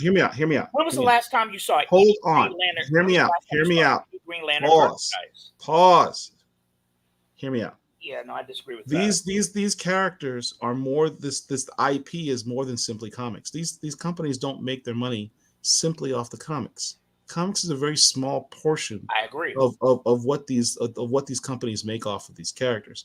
The real money is in the merch. Correct. It's in licensing. Correct. Of the character. Correct. So the real money is in putting them in movies and cartoons and in merchandising of lunch boxes and Halloween costumes and action figures and statues. That's where the real money is. Correct. And they've had decades upon decades upon decades of merchandising with Peter Parker and Hal Jordan and all these characters. They're not going to get rid of that simply because this particular comic book with a different character playing the same mantle is selling better than the one that you have decades of merch and licensing on. They're not going to get rid of the character just based on that. It's just as simple as that. Okay, well, speaking of Green Lantern specifically, in the overall comic book world, there are maybe 5 characters who are merchandising gold. Batman, Superman, Spider-Man, Wonder Woman, and probably Hulk, right? Nobody, when it comes to merchandising, is thinking about Green Lantern, anybody. Hal Jordan, John Stewart, nobody. And that's what I was about to say. When was the last time you saw a Hal Jordan anything in any comic book store? You don't. What my point is that these people have fans, when it comes to reading comic books. There was a series, and to your point, and I agree with you, that merchandising has a lot to do with it. The very, very good Tim Denny, Paul Denny, Green Lantern series that I just finished watching about a week ago was very good, but it was canceled because it wasn't bringing in the merch that they thought it was going to be. I say all that to say, when it comes specifically to Green Lantern, even though he's been around forever, even though he's been a part of the Justice League forever, Green Lantern is not an A-list character. Aquaman, until Jason Momoa, was not an A-list character, despite the fact that they've been around forever. So the reason why these people are still around is because there are people who are fans of those stories that deal with those specific characters. You are right, that John Stewart is the Green Lantern for the modern day, but they're not going to kill off Hal Jordan. They haven't killed off, to my knowledge, Kyle Rayner or what's the redheaded dude's name? That is Kyle Guy Rayner. Gardner. Guy Gardner. Nobody thinks of Guy Gardner when they think of John Stewart. When they think of Green Lantern nowadays. So, no, I disagree with that adamantly when it comes to Green Lantern specifically, because he's not an A-list character. Now, had the Ryan Reynolds movie taken off and been, I don't know, good, then that would probably have changed, but it wasn't, and it is what it is. And I did not I think realize. if he was given a prominent role in the Snyderverse movie, that could have been the beginnings of having him check the boxes to be an A-list character. There was an actual actor cast Yes, as John Stewart, but they cut his scenes. they cut his scenes. If they had not cut the scenes, as I said, there was a possibility that could have been the beginnings of him being entered into the conversation for being a Class A character. Here's what's crazy: Green Arrow has been more popular over the past decade than Green Lantern was with the whole Arrowverse. I mean, we call it the Arrowverse for a reason because, you know, Stephen Amell played Green Arrow for 6, 7 years, and the whole universe was built off the backs of the success of that IP. Nobody cares about Green Lantern like that, other than Well, the comic book guys and ladies. and what do people care about? They care about John Stewart. Shout out to Angel Perry. She loves John Stewart Green Lantern. Well, if you And I look on the love this print book. on it, I'm sorry. I absolutely love this book. So as I was saying before, before we got on a tangent, Jeffrey Thorne leveled up my boy. He made him not just the Green Lantern anymore. He doesn't need a ring. He's now been ascended into status as basically the Emerald Knight, is how he phrased it. And that's where he left off his story. John Stewart doesn't require a ring anymore. He's self-powered. And there were some books that came out after his run, some Justice League books where he was seen with his ring again, which didn't make any sense and had no explanation. It's like they were trying to retcon what Jeffrey Thorne did, which I thought was a slap in the face of the hard work it took to level him up and make him a different, distinct character with his own name of being the Emerald Knight. I love the fact that the writer on this book, Philip Kennedy Johnson, did not do that. He recognized the fact that of Jeffrey Thorne's run, which basically split the character in two, sent one out in space, one to Earth. It got a little confusing because, as I said, DC Comics. But he's embracing and not retconning what Jeffrey Thorne did in the fact that John Stewart has now been leveled up and he doesn't need a ring anymore. So, not to get too much in the story and give spoilers, he's on Earth. He's with his mom, and he's being approached by these aliens and Green Lanterns from somewhere who are taking issue with him and challenging him. And they seem very unaware of the fact that he has been leveled up. And he makes them painfully aware in this issue that he is not to be messed with. So, One of the things I really liked about this issue is just a personal thing for me, is his interaction with his mother. mhm. It really reminds me of things I'm going through with my mother, and that really struck a chord with me. It was a very personal moment, very very small, but very big, and it gives you some background and humanity on the character that you previously never saw in John Stewart. You don't really get a lot of Backstory. his backstory, his feeling, his emotional side. Oftentimes, particularly even in the cartoons, he seems as very abrupt and military and rigid, and you don't get to see that softer human side of him. And I think this comic does a good job of that. So, So mad props to Philip Kennedy Johnson on this. And the artwork on this book, I forget who the artist is, but top there notch were art. several. But to go off of what you were saying about how this author, Philip Kennedy Johnson, is piggybacking off of what Jeffrey Thorne did, that goes to the editor, Paul Kaminsky, right? Because Paul Kaminsky is basically the overseer, for lack of a better term, of this specific book. And nothing that a writer does can get past the editor. And that's what's so disappointing about the last run of Black Panther is that that editor, Will Moss, just allowed our boy T'Challa to be treated any old kind of way, disregarding the history of the character, his skill set, his relationships with other characters in that universe. This editor, Paul Kaminsky, recognizes what Jeffrey Thorne did and allowed that to be continued in this book by Philip Kennedy Johnson. And as you just said, other than this version of John Stewart, I knew nothing about his home life. I knew nothing about his personal life. The only thing that we knew was the fact that he was a Marine. We didn't hear Right. about his mom, dad, whether or not he had any siblings, any of that. There are certain characters that we hear about that type of stuff all the time. When it comes to black characters, that seems to be lacking. We know that Cyborg has his dad or issues with his dad. We know T'Challa, they do a pretty good job in discussing his family life. Mr. Terrific, we know he had a wife at some point. Okay.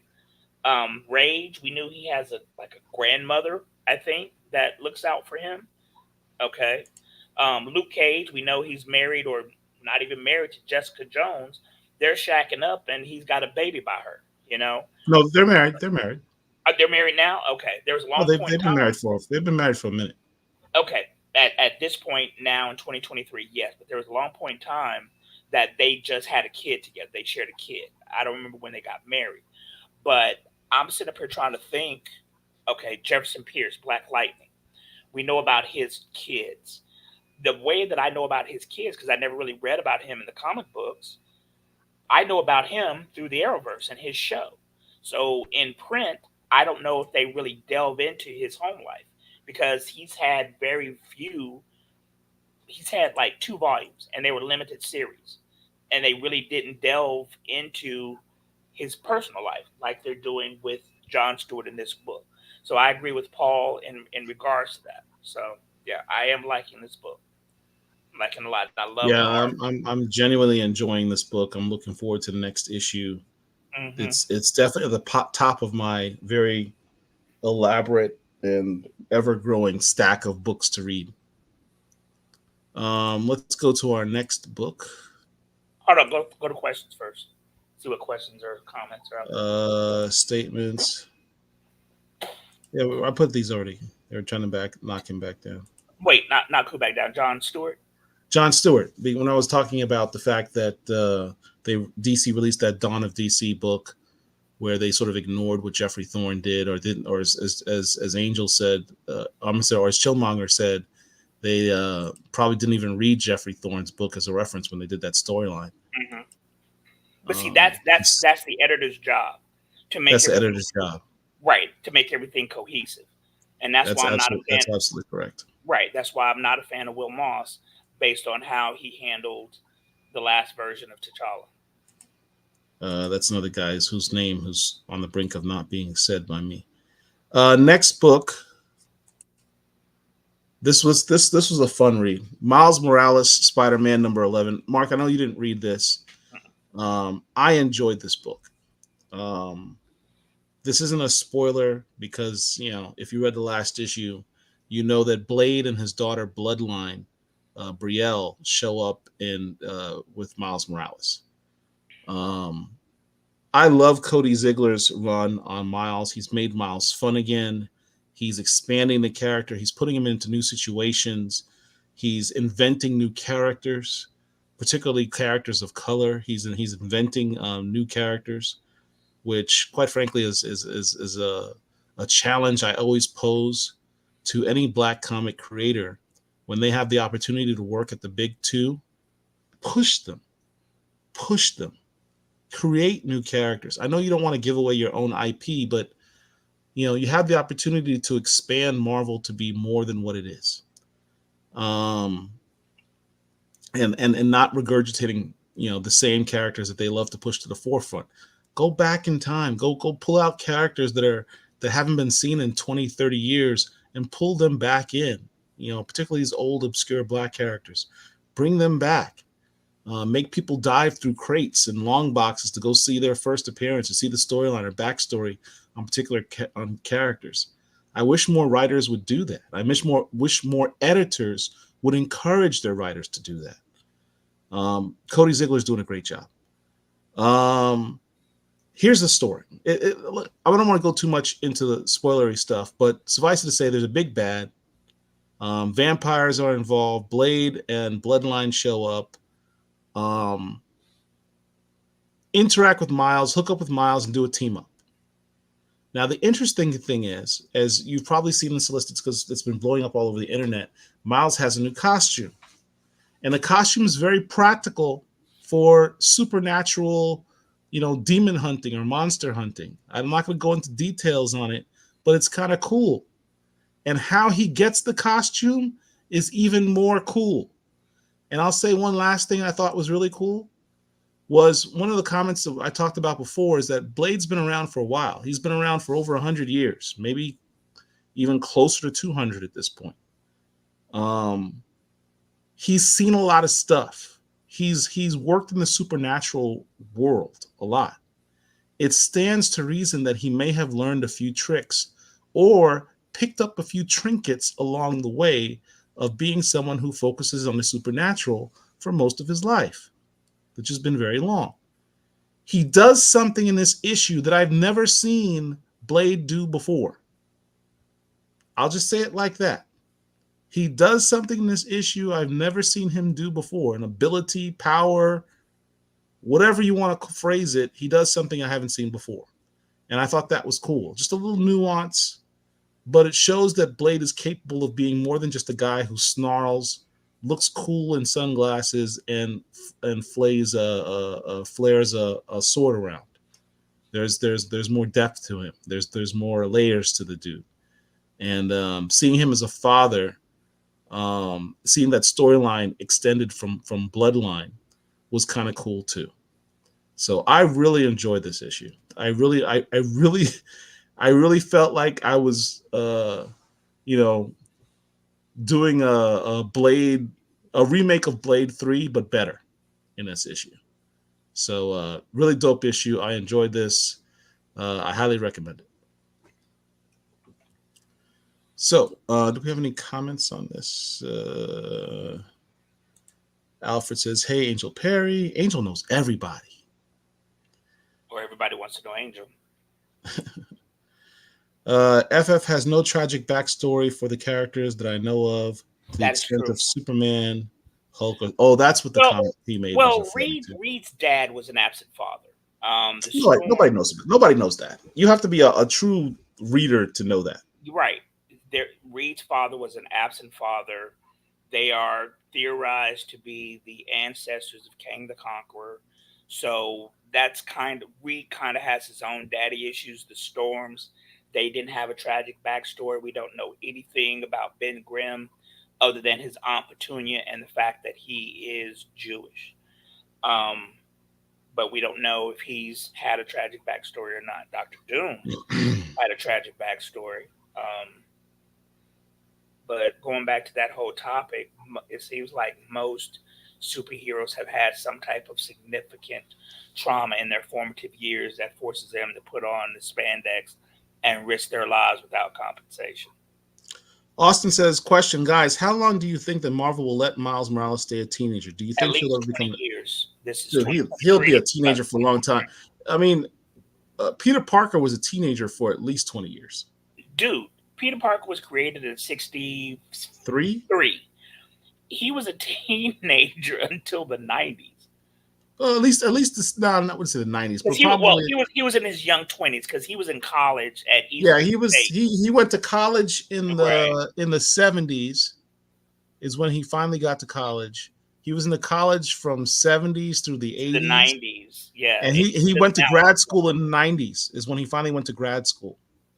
So So I'll yeah, say Miles going to be he's a good 10 years away before they even think about having him 20. do his college applications. 20. Miles Morales will be a teenager Well, until he's at been least, around for 10 years now. So yeah. you got to figure another decade before he starts doing his college applications. Hmm. Let's see. Pericles says Ben Grimm's older brother was a gang leader who died in a rumble. Did not know that. That's random. I hated Blade Trinity, Face Orange, Rays, Ever Chris. Oh, I think I those hated playing are. through the face orange. I think those are supposed to be emojis. Ah. Yeah, it didn't come through. Houseman is asking MCU question after Secret Wars drops. Do you think they'll find? Well, look, that's we'll save that for the next portion of the show. We're doing comics right now, but I feel you on that question. Okay, all right. So what's our next book? One that you We did just did Miles Morales. Our next book is one that you're very fired up about that I told you about. You're welcome. Sirens of the City. Sirens of the City is so very good. It is really good. And what I like most about it personally is the art. I had a conversation on Twitter with the artist Carrie Randolph or Kari Randolph, and if I'm mispronouncing your name, I do apologize. But the majority of the book is in black and white with periodic highlights of color. You know, on this panel, you have purple. Whenever you are dealing with the protagonist, the female, her colors are blue. Her boyfriend, Romeo, whenever you're dealing with him, his colors are red. It's just so very well done. The story makes sense. This is the conversation that I had with the artist Kari, and I basically asked, why did they do this in black and white? And he said, or is it hey, is it he or she? He. He. It just felt like the gritty, grimy black and white artwork fit the vibes we were aiming for, and it lands because this book is set in the 1980s New York, before Rudy Giuliani, before he went crazy. And when he was the mayor of New York, he, really cleaned it up. But at that time, prior to him coming into office, when you watch or learn about New York, it was very, very, very grimy. You want to see how grimy it was. Watch movies like Taxi Driver, anything Martin Scorsese did pre 1983. That's what New York was like. And that's what this book evokes, the griminess of the time period of the 1980s. Without giving any spoilers in this particular issue, well, slight spoilers. The main protagonist, whose name I cannot remember, she finally gets Layla. Layla. Layla finally gets the opportunity to meet her mother, Lilith. Lilith reminds me a lot of Mystique over in Marvel. And if you know who Mystique is, you know who her child is or children are. And that should give you some idea of what this type of character is and what she's like. I like the story. You have two separate groups. You have males who can basically force females to do what they want. You have the females who are basically witches. It is just the world building in this, the characters, the dialogue, the art specifically. I cannot say enough about the art. I really, really thoroughly enjoy the art in this book. Top notch. This is my favorite book of the week. On a scale of 1 to 10, as far as this particular issue, I give it an 8. I probably give the series about a 9. Cannot say enough good things about this book. We're on issue number 4. Um, Yeah, very, I haven't gotten my issue 4 yet, but I have enjoyed the series. Um, I love the world building in this series. I really, as someone who lived in New York in the time period that this is talking about, I felt like I'm being transported to that time period. The characters, the world around it, the fact that they're building this subculture of superpowered people and interweaving it into the storyline. um, fluidly and organically. It's really well done. Really well. I love this book. Shout out to Boom Studios, who is the publisher for this book. They've got some good books that are out there. They So have good books with people of color in particular. right, that is absolutely correct. So does Image Comics. A lot of people don't think of Image as being a quote unquote big comic book company, but at this point, they've been around for over 30 years. A lot of their properties have been translated into live action, both on the big screen and small, specifically the small with The Walking Dead. you know, for me now, when it comes to comic book companies, there are the big three. You have obviously Marvel, DC, Image is the third one. Boom Studios at this point is still, to my mind, an independent publisher. They've got a lot of good stuff out there. Sirens of the City being one. I mean, Absolutely love the fact that we've got a black female character who's the protagonist. Absolutely love this book. Image has been around for a long time, since '92. Valiant's been around close to around the same time. Um, Image remains an independent comic book company. What I mean by that is, um, they're still a creator-owned comic book company. They allow their creators to own their own IP, which is important. They don't have a bunch of interference with their creativity as to what they can put out. Um, but just independent books in general. There's a lot of independent companies that are really killing it. As Mark mentioned, Image, Boom, Vault, Comics, Mad uh, Cow. Mad Cow. Shout out to Black Box, who's publishing books by our boy, from Black Cotton, Brian um, Hawkins. Brian Hawkins. Um, there's so many great independent publishers, and we had a big show with a few of them recently. Second Sight, Concrete Comics, Godhood Comics, Advent Comics. Shout out to Black Sands and the Ripperverse.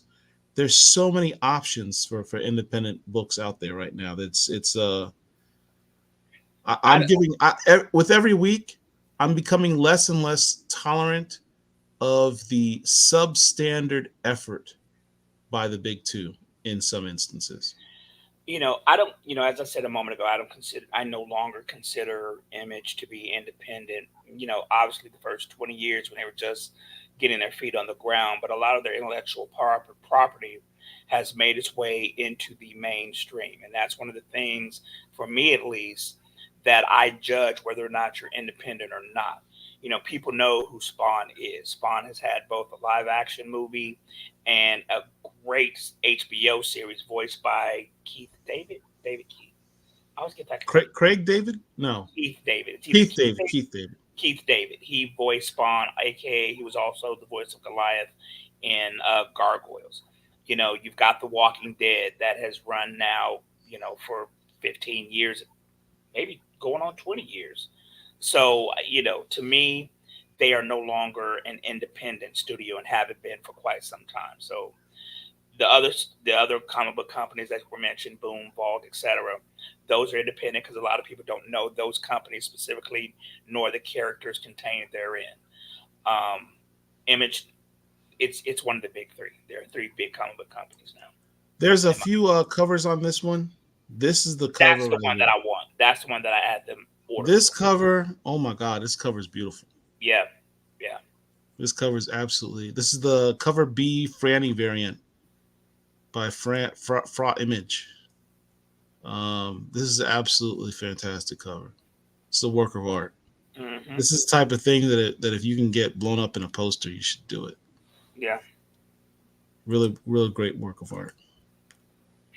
This is the Allen variant. I wonder if this is Allen. What are the artists I know as Allen? Might be Chris Allen, who does Black Panther. Ray Allen? Mm. No, he's a basketball It player. says Ray Allen, something like that. I'm joking. I'm joking. Anyway, this is also not bad. It's pretty good. Let's see, Philadelphia is. This is the FOC reveal. I think this is the one I have on order that's coming to me. Again, you see the hip hop elements, the punk rock elements from the 80s in the big city. Dope. Mhm. Dope. Sirens of the City. If you are not reading Sirens of the City, you got to get it. It's very very good, very good. Yeah. And that was it as far as what Chillmonger I. says, should we start saying big three? Yes, yes, yes. Marvel, DC, and Image. They are the big three.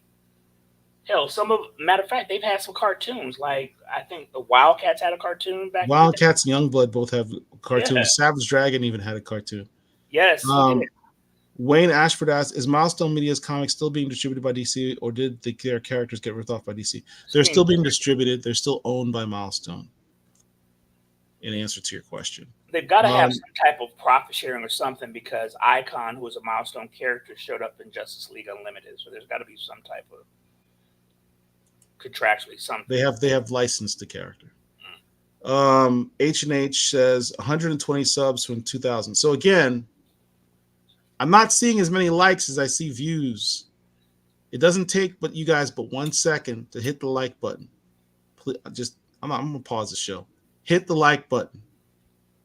It helps our algorithm so that we can get seen in more places and keep the show going. Yeah. And really subscribe to the channel if you enjoy the content. If you're enjoying what we're doing, just subscribe. It costs you nothing, but it helps us to keep things going. Really appreciate it. And if you want to donate to our super chat, please hit the little dollar sign button. Whatever you can give helps us to keep this channel going. It helps us to do what we do. So please help us out. Help us help you. All right. So Chillmonger asks, what's up? What's up, Chillmonger, man? We need to get together. Hit me up next week. Okay, now that you're alone, which of the publishers from last week is the closest to making it the big four? I would say at top of the list is probably Boom Studios. They're kind of killing it. Yeah. The only thing is their I mean, IP. technically you could say Valiant, but Valiant isn't really kicking out that much The only comics these thing days. about Boom, though, is again for myself when I'm thinking about what makes a studio or publisher up here to this level, how does their IP translate to other medium outside of print? I don't know that Boom has done that as of yet. I don't know that any of them have done anything as of yet as far as live action or animated. Thank you, Austin. Appreciate it. You too, Wayne. Really appreciate it. All right. So next up, we have our last book. This is more of an honorable mention than anything else. World's Finest Teen Titans. I never grew up being a Teen Titans fan. I did. I know that you did. You actually have a Teen Titans collection, Yep. not me. I am late to the game when it comes to Teen Titans. I have enjoyed this series. This series is actually kind of a retelling or reimagining of the Teen Titans origins from their early days for the modern times. Because you see some things like they use cell phones, and they obviously didn't have cell phones when the Teen Titans originally came out. But what was cool with this is they're bringing in Bumblebee and Mal Duncan. Now, originally, Mal Duncan had joined the Teen Titans before Karen Beecher, Bumblebee, had ever been introduced. She was introduced, oddly enough, I have the issue here. This is one that we have on the screen. She was introduced in Teen Titan 48 as the girlfriend of Mal Duncan.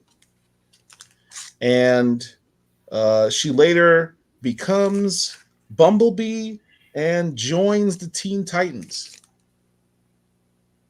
Issue 50. She's official member of the Teen Titans. And what's interesting about this particular issue is you have both her and Mal Duncan on the same cover. It's not often you see two black superheroes on the same cover of a comic book back in the day. But more so, these are black superheroes that are a couple. Black super love. Very rare in comics. And it's on the cover of a comic. What issue was that? This is issue 50. Okay, I have that. I don't know. I'll have to do research on this because I don't know. But I'm curious as to whether or not this is the first time you see a black superhero couple on a cover of a comic. I don't know the answer to that.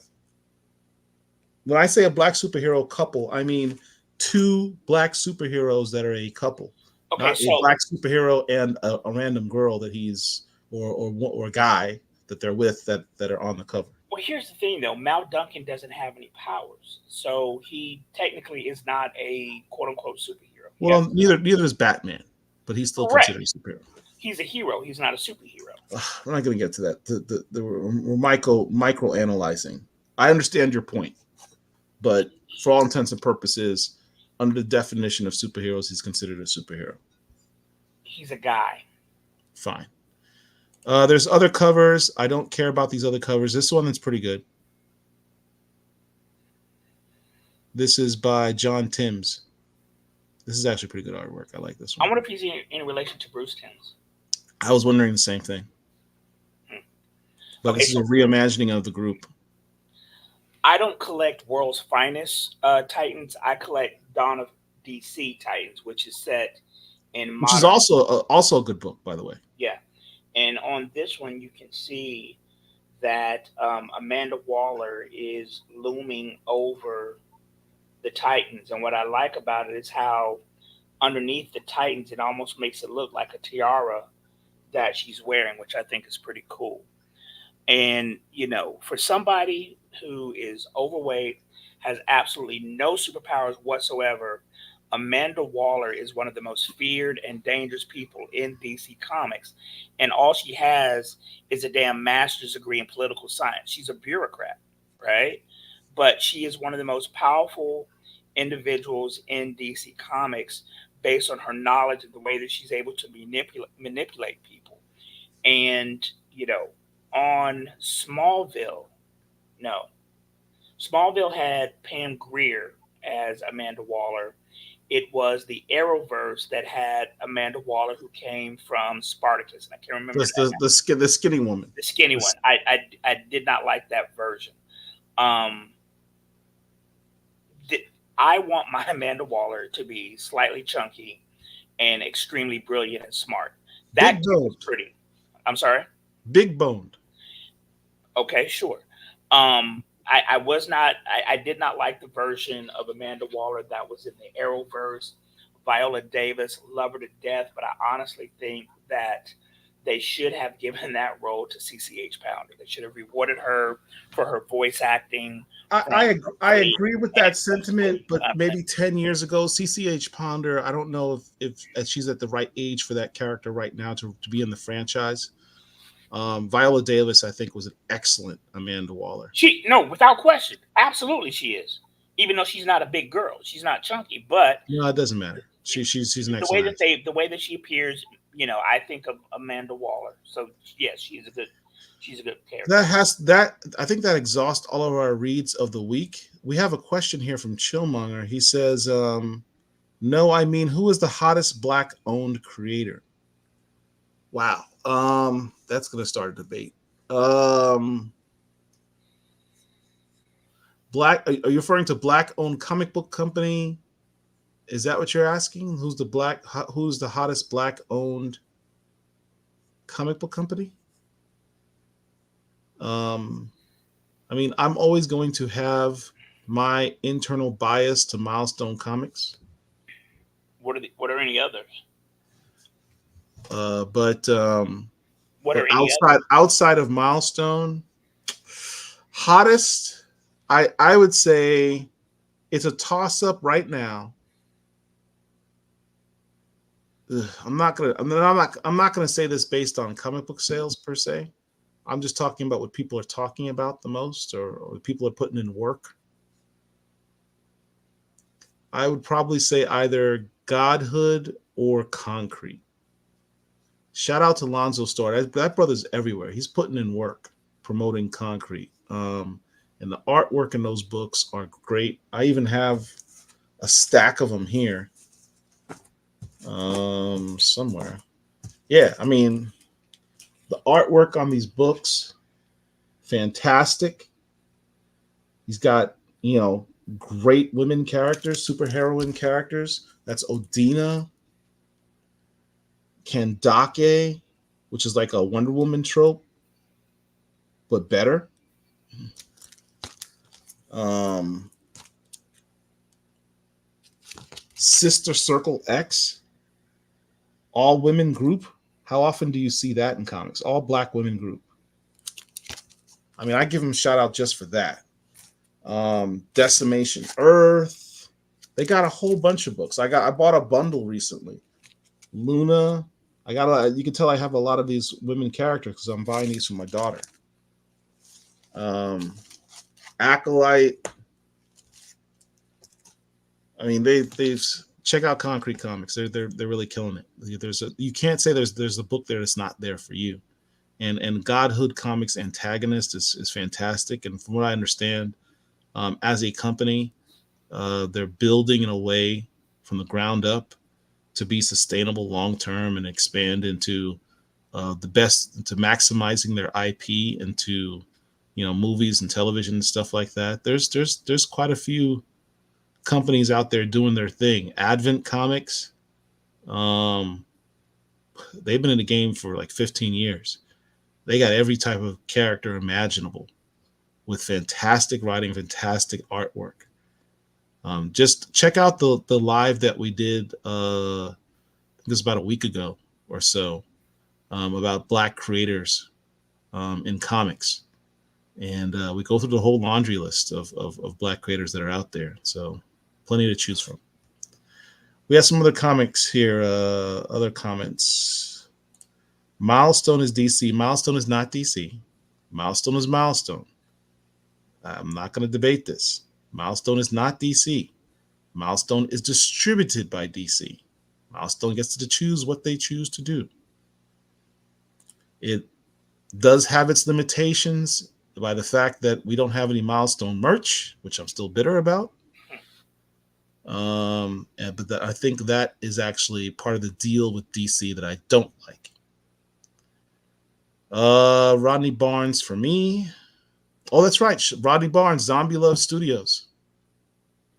You know, um, that's another black-owned creator publisher. For those who don't know, Rodney Barnes writes Philadelphia, which is one of, we were talking about vampires earlier. Nobody's watching this Philadelphia, doesn't know who Philadelphia is. Philadelphia is about vampires, written by Rodney Barnes. The artist is Jason Sean Alexander. Very, very, very good book. 30 issues in at this point, so there are probably some trade paperbacks, a couple of volumes of trade paperbacks out there if you want them. I'm looking at this message from a comment by Nightwatch. It's kind of funny that comic readers assume that Blade is one-dimensional or just snarls. He's actually been the Sorcerer Supreme and has even turned into a bat. I don't remember that. I don't remember that at all. Yeah, I don't collect his books, so I wouldn't. I do collect Blade books, and I don't remember that. If you have issue numbers on especially the Sorcerer Supreme thing, I'd be very curious to see those issues. And so put those in the comments. And I collect Doctor Strange, and I don't recall that ever being a situation. There was this DC animation movie, don't remember the name, where Batman threatens Waller, but then Waller threatens him. That was in a Justice League episode. Visibly nervous, dope scene. That's actually a remake of a actual comic book from Suicide Squad, which I can pull up for you. It's where Amanda Waller first meets and confronts Batman and lets it be known, hey, Batman steps up to Amanda Waller. He's like, look, I know all about your Suicide Squad. I'm going to expose you for who you are and what you're trying to do because it's illegal and you shouldn't be doing that. And Amanda Waller is like, look, we can sit here and point fingers at each other about who's doing more illegal stuff to stop, bad stuff from happening. Let me tell you something, Bruce. You're not going to do anything. He's just like shocked that she actually knew who he was. Where's that issue? Here it is. Shout out to Richard Wright, who let me know about this. This is Suicide Squad number 10, volume 1. I've got that. Yeah. So if you want to see Amanda Waller's first confrontation with Batman, in which she lets him know, I know who you are, Batman, so stay out my business. They developed a mutual respect for each other in that issue. I'm a huge fan of Amanda Waller. Again, this is a woman who from sheer force of will and intellect, has risen to the top of bureaucratic ranks. Not because she's the best looking, not because she's the strongest, but sheer intellect and force of will, and I respect that. I'm a huge fan of Suicide Squad. Volume One, I'm missing only 4 issues of Volume One of Suicide Squad. So I've been collecting Suicide Squad for quite some time, and I have the issue that Paul just mentioned. That book came out in 1988, so I probably haven't read that specific issue in over 25 years. So yeah, Nightwatch says he turned into a bat in Uncanny Avengers Annual #1. I have that. I don't remember it. I don't remember if I have the annual or not. Well, I have you to know look what? into That's a it. good point. Hold on a second. Uncanny. Now I gotta look it up. Y'all gotta wait because I gotta look this up. Yeah, because I'm pretty sure I have that because I collect Uncanny Avengers, and I probably have the annuals as well. I've mentioned it before, but if you are a comic book collector, you need to have CLZ Comic app. I looked at the price the other day. Well, what I pay is $15 a year. $15 a year to have your collection at your fingertips. Very, very. Here it is: Uncanny Avengers Annual #1, written by Rick Remender, art by Paul Renaud. I'm pretty sure It's I have. funny how I don't remember that. Let's see here. I'm about to Yep, reread this issue. yep, I've got it, but I have no independent recollection of Blade turning into a bat in that book. That book came out in 2014, so almost 10 years ago at this point. And when I Then he got, says I would have read it. Blade I would became have read it Sorcerer at the Supreme time in that it came Avengers out, #37. and I do not remember because it's been almost 10 years. Avengers which volume of Avengers 37 did Blade become Sorcerer Supreme? It's got me looking that up. And I've got all that too, and I have no independent recollection. Avengers. Well, he Yep. was in that Avengers run, one of the more recent ones, right? Avengers Volume 8, when T'Challa was chairman. 37. That was the T'Challa. That was during the whole Khonshu thing. That's If Constantine it's that House. volume, that's Volume 8. That was 3 years. I don't remember him being I don't remember him Sorcerer becoming Supreme. Sorcerer Supreme though. That's gonna bother me. This dude's gonna have me reading comic books tonight before I go to bed. What's interesting is I don't have volume 6 and 7 in my collection. I wonder why. Hmm. Interesting. Hey, Blurred Forever with For me, 5 Don pages. McGregor. Blurred Forever, Yep. I would say Don McGregor. Don McGregor or Christopher Priest, and why? Wow. Okay. Well, for me, Don McGregor is the writer on Jungle Action, and his prose is phenomenal in Jungle Action. The way he lays out the scenes, the verbiage that he uses, the way that he makes T'Challa very regal. I mentioned this recently during one of our other talks is that when it came to Priest run on Black Panther, it has to do with the art as well. He looked like Shaft under the Priest run. The Black Panther in Jungle Action was the one that I'm accustomed to from the Avengers and from Volume One by Jack Kirby. So for me, Don McGregor is like the number 2 writer, followed right behind Reggie Hudlin. Reggie Hudlin is my number 1 Black Panther writer. Probably Don McGregor would be number 2 for me. Priest would probably be 3. Yeah. Yeah, it's the opposite for me. But before I get into that, because you did a super chat and asked a Black Panther question, Blurred Forever, thank you very much.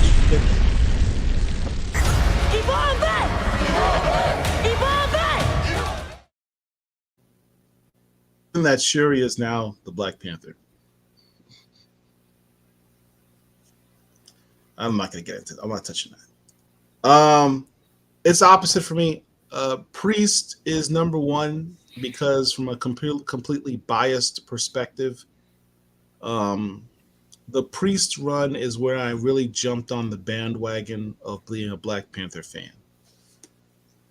Um, I met Dennis Cowan in '94 94, I think it was 93, and hung out with him. Got a chance to hang out with him for a weekend, and he challenged me as to why I wasn't a big Black Panther fan. And he told me to give it a shot and check it out, and I did. And then shortly thereafter, became a Black Panther fan. But then when the Priest run came out in '98, I think it was it '98? Not It was sure. '98. Um, really solidified my Black Panther fandom. That was It was the Priest run that made Black Panther my number one comic book to collect, read. Number one superhero in the entire world was the Priest run. Yeah, So 98. I'm completely biased in that regard. Followed very closely by Reggie Hudlin's run, and then Don McGregor's run. Um, Priest redefined Black Panther for the modern era and made him cool and leveled him up. Reggie Hudlin then took what Priest did and expanded his cool and made it worldwide recognition. Reggie Hudlin treated um, T'Challa like he was an A-list character. He wrote him as he was an A-list character. It doesn't matter what his book sales were or the fact that he wasn't in any movies or anything like that. He didn't care. He's like, I respect the character. I'm writing him like he's an A-list character. Damn what all y'all say. I'm going to marry him to the baddest woman in the game and make them the most powerful couple in the Marvel Universe. At me. And he did it. So mad respect for Reggie Hudlin. Each of these writers had their own wrinkle as to their contributions for Black Panther. It's hard for me to sit there and compare this writer to this writer and say who's better and who's.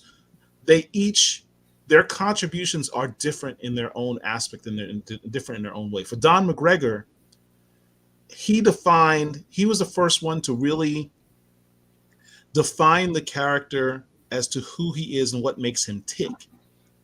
And moreover, he was the very first writer to really define Wakanda and and he was adept at being able to show Wakanda and show these other characters from Wakanda, your Zuri, your Takus, and what have you, but not make T'Challa second fiddle within that storyline, which is what the writer and who will not be named was not capable of doing. And here's kind of the thing with the Priest run, because Everett Ross was almost the star during the Priest run, and He then was. He was. He right, was a literary device. right. And so afterwards, you have Casper Cole, who takes over for T'Challa or whatever, and he was the focus. So it wasn't just about T'Challa with Priest, and so that's another reason why he should be, in my opinion, knocked down. Behind the other two writers that I mentioned, with Reginald Hudlin being number one and Don McGregor being number two. Yeah. After McGregor, then you start getting into The Avengers runs. Jonathan Hickman's run, Right. Ed New Hardigan. Avengers, which is really a Black Panther run, honestly. Ed Hardigan was a good writer. Ed Hardigan wrote the last 3 issues of Volume 1, which was created by Jack Kirby. Right. So issues like 13 through 16 or something like that of Volume 1 was Ed Hardigan, and those were significantly better than the 12 that came before by Kirby. But yeah, the Hickman run on the Avengers was spectacular. So Hickman would probably go in there as well, towards the top. I can't remember who wrote the little 4-issue series with the. I know it was drawn by Dennis Cowan, but I don't remember who the writer was at the time. Yeah, I'm about to look. Went up against the. But in that same conversation, even though it wasn't a run, Mark and I have talked repeatedly about the one shot by Jeffrey Thorne. Yeah. For Black Panther King in Black. That was the best one shot of Black Panther ever done. Yeah. So ever done. Peter Gillis. All right. So Volume 1 of Black Panther was Jack Kirby's, right? Not a good run. Right. Art was spectacular. Art was spectacular in I that love one. Jack Kirby's art, but the writing not so good. But before Volume One, which came out in 1977, there was Jungle Action, with which was written by what's my man's name? Don McGregor. Don McGregor, and Jungle Action was in '73. So Jungle Action actually came before Volume One, Correct. right? So if you're going to go by volumes, you kind of got to start with Jungle Action as volume one, and every other number would be one down from that. But the way it's actually written, Black Panther Volume 2 was the 4-issue limited series where he fights like some white supremacists from South Africa, whatever the case may be. And that was written by Peter Gillis, who I have no real, knowledge of, or whatever the case may be. So, and then Volume 3 is the one by Priest, and going on from there. And we have another super chat. Mark Robinson. Thank you very much. He spells his name correctly. He spells his name correctly. We're going to hit you up with the original super chat. Appreciate it, man. You really helped us out. Donation. It's a donation. I thought it was the trash. Don't be hitting on me.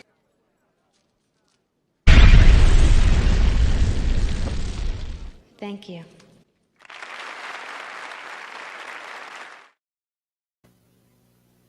Next question we have here is from Wayne Ashford. Your thoughts on Ta-Nehisi Coates' run on Black Panther? Wasn't a fan. Towards the bottom. Chillmonger says Coates is off the hook in these rank. Look, Mark and I disagree on this. My take on Coates' run is this. I think time will tell. I think history will be kind to Coates' run. In comparison. Here's the thing. Let me have my piece. Here's the thing with Coates' run from my perspective. Coates, his first time ever writing a comic book. First of all, Ta-Nehisi Coates is an excellent writer. He's an academic writer. He's an academic writer, what have you. He's an excellent writer. Black Panther was his very first comic book that he ever wrote. It's a different style of writing. If you look at interviews he did at the time, he himself admitted the fact that he was learning on the job as to how to be a comic book writer, how to do the pacing, how to do the action. He's done interviews where he said, "Yeah, I didn't really get the action right in my first, volume of the book, and I learned on the job." He did some things that were disruptive for old people like Mark and myself. We don't like change, or Mark even more so than me because he's very conservative. Does not like change. No, I'm not. And Ta-Nehisi Coates changed the status quo of Wakanda. He Correct. changed it from being a monarchy, which had been for 10,000 years, and decided, you know what? After 10,000 years of being a successful monarchy that has repelled every type of invasion and colonialism that has ever been thrown at it, we've decided that's no longer good enough, and we want to be a democracy. I think there was a degree of Coates's own personal feelings and beliefs and outlooks that he was interjecting into the book. And that's why you had that become a central storyline of the civil war over who Wakanda should be. But in the midst of that, even though if I don't agree with moving them from a monarchy, in the midst of all of that drama and chaos, you really got to see Wakanda in a different light. And you got to see, although there's always been stories in Wakanda about moving from a traditional values to more modern values, or having interference with outsiders, and how much interference with outsiders should we have, or interaction with outsiders should we have. That's always been a storyline. There's always been these Civil War type storylines within Wakanda, even dating back to when we're first introduced to M'Baku. And the Black Panther takes the Avengers to Wakanda for the first time, and he left M'Baku as the regent of Wakanda. And M'Baku's like, T'Challa's not running this country, right? I should be running this country. They've had this dissension from the very beginning.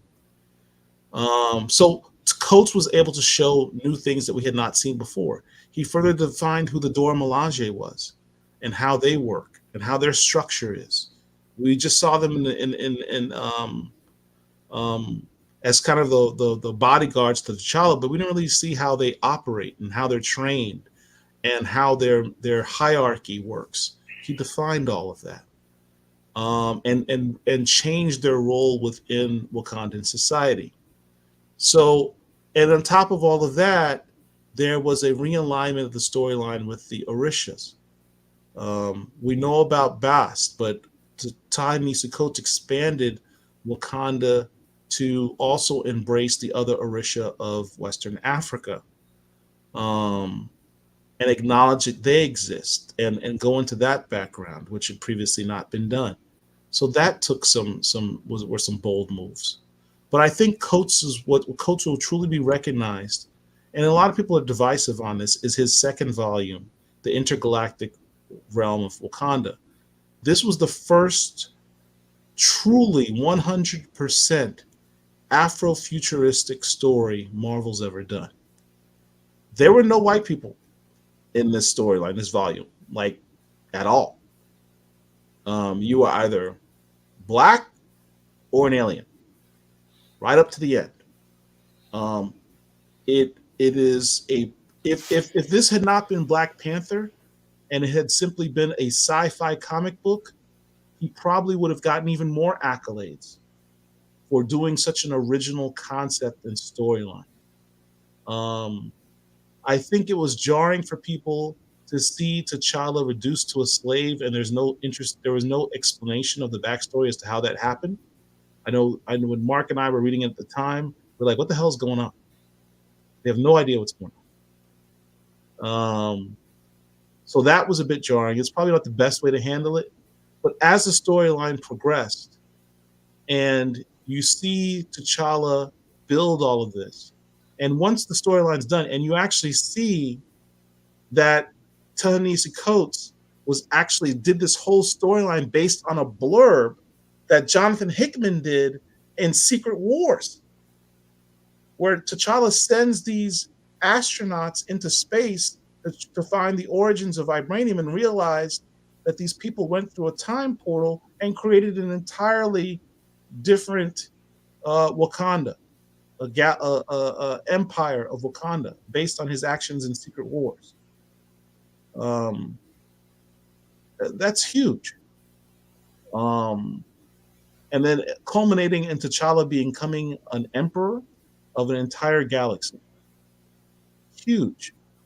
So I don't think Ta-Nehisi Coates gets enough credit for that, and I think history will be kind to him in that regard. Yeah, that was a lot of words. I thought Coach Run sucked. At the end of the day, the only reason why the last person was able to do That's rather reductive, but okay. the only reason why the last person was able to do what he did with Charles based on the groundwork that Ta-Nehisi Coates did when he basically deconstructed T'Challa the way that he did. There was absolutely no reason whatsoever other than his own, I don't know, you know, Hotepian ideals that, this nation should not be Is a Hotepian a monarchy. real word? It should not be a monarchy, but should be a democracy. That was the Americanized version of him implanting his own political ideals of what this nation should be. You still got. Look at Mark Robinson's Hold on, comment. wait, hold on. You talk for like 15 minutes.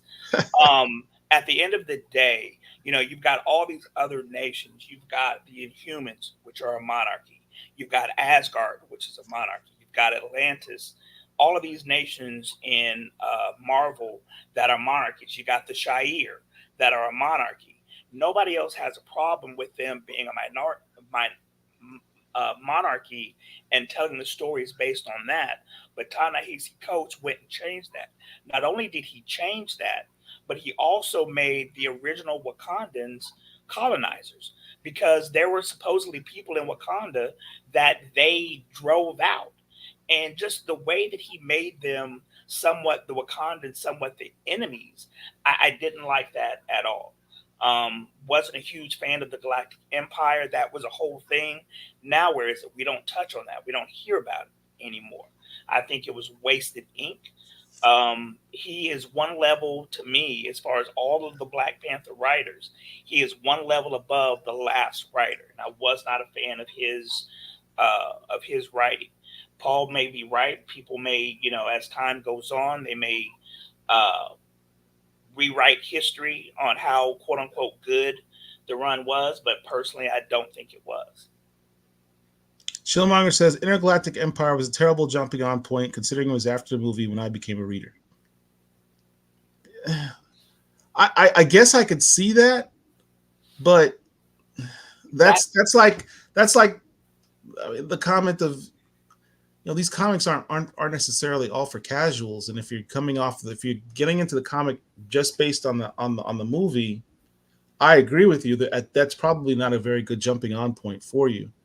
But if That you look at it in the context, if you look at it in the context of everything that happened in all the volumes, the 5 volumes prior to that run, it was actually put it more in context and makes more sense. that T'Challa in Galactic Empire was not the T'Challa.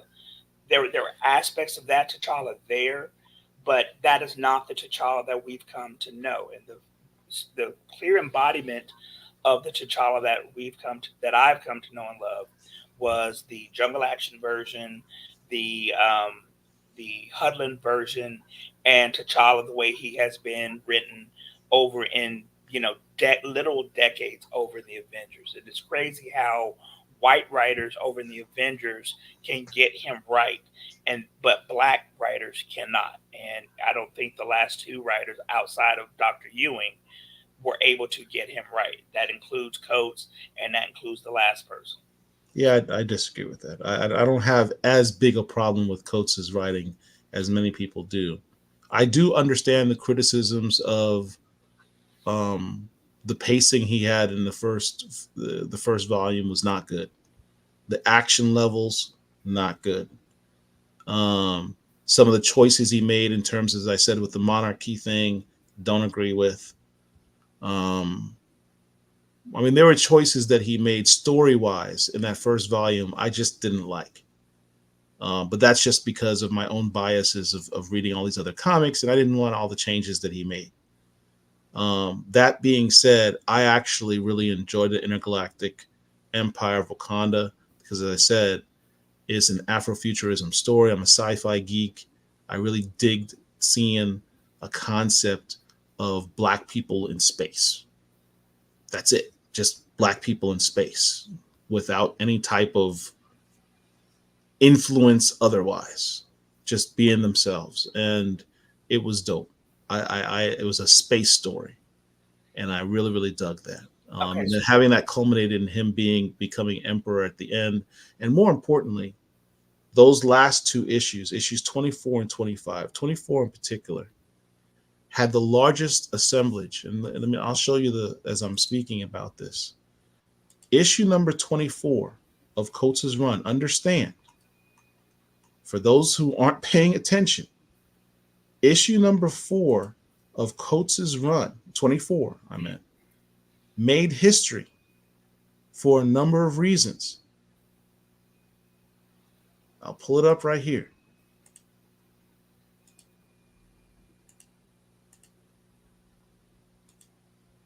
This issue has the most Black characters, Black superheroes on the cover than any other Marvel issue ever. It's like 10 Black superheroes on this cover, right? Beyond that, on the interior of this book has the largest assemblage of Black superheroes ever in a Marvel comic book. This is a history-making book. I'm on the hunt for getting this book at a 9.8 so I can have it in my collection in a perfect copy for how significant this book is in and of itself. You had an end game level battle with all of your favorite Black superheroes in it. Blue Marvel, Miles Morales, Riri Williams, Monica Rambeau, Storm, Luke Cage, Night Thrasher was in there, Rage was in there. Everybody was in this book. everybody that was significant was in this book. The only credit that I will give Coates, and I've mentioned this before, is the fact that he was organically getting T'Challa and Storm back together after their inexplicable breakup over in the Avengers versus X-Men. There was absolutely no reason for that to have happened. I've said here plenty of times, T'Challa and Storm should have been our Reed and Sue.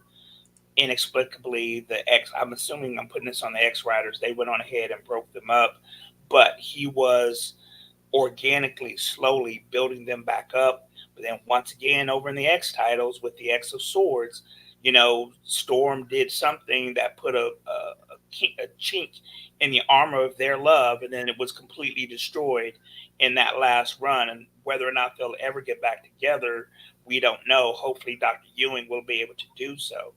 But that's the only credit Coates will get from me, is that. But all this other stuff that Paul was talking about, I cannot agree with. Now, Paul mentioned, black folks in space. I've mentioned this book before. I love galactic storylines. There's a book called Justice League Odyssey. I think it was about 26 to 30 episodes over in DC. You had Azrael, what's the girl's name? Starfire and Cyborg. They had gone into space to do something. That's one black dude in space. Right. He was in space. But it was a good story. So if you like galactic galactic type stories, I would encourage you to read Justice League Odyssey. I'm a Justice League fan. That's a good book. Nightwatch says Pericles at Pericles Dragon Balls, I think Ridley did a good job pushing boundaries, but very sensitive and emotional Black Panther fans only want to see him in a certain light, so it wasn't well received. No, dude, the book was badly written. I'm not going to sit here and go through the laundry list of why this book was badly written, but just off the top of my head, it sucked.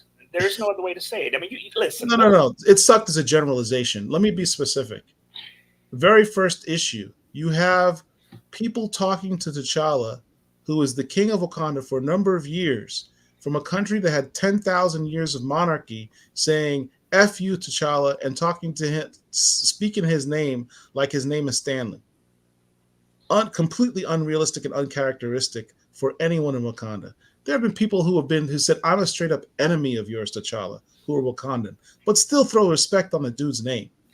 I hated that aspect of it. Then he had westernizations throughout the book. Correct. He used American colloquialisms throughout the speech patterns of all the books. He had T'Challa take more L's in his one run than he's had in an entire 50-year history. And you had different characters who made appearances in this book acting in a manner that they typically would not act. You had Steve Rogers, Captain America, who's one of the most honorable people in comic books. Probably one of his best friends. Basically tell T'Challa to literally go back to Africa. Okay? That is a racist statement. You had that writer referred to T'Challa as an Afro kitty.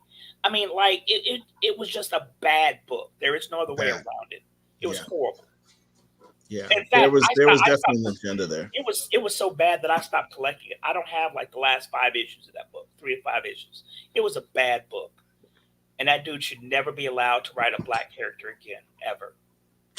By the way, he has a new independent book where he has a black character. Don't care. Chillmonger, Wayne Ashford, I'm not bashing, dude. I just seen a different perspective. Chillmonger, in my head canon, the reason everybody was black is because Riri was still in Wakanda and she was in charge of putting the call. No, because T'Challa made the call. And we have another shout out to Blurred Forever with movie. That's a long list. I mean, that would take a while. We're collecting.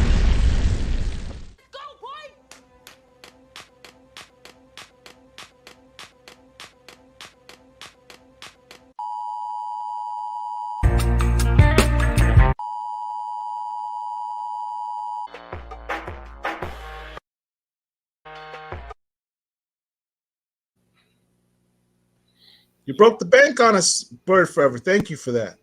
He asks, please list your top favorite science fiction movies of all time if you can. Yeah. Shit.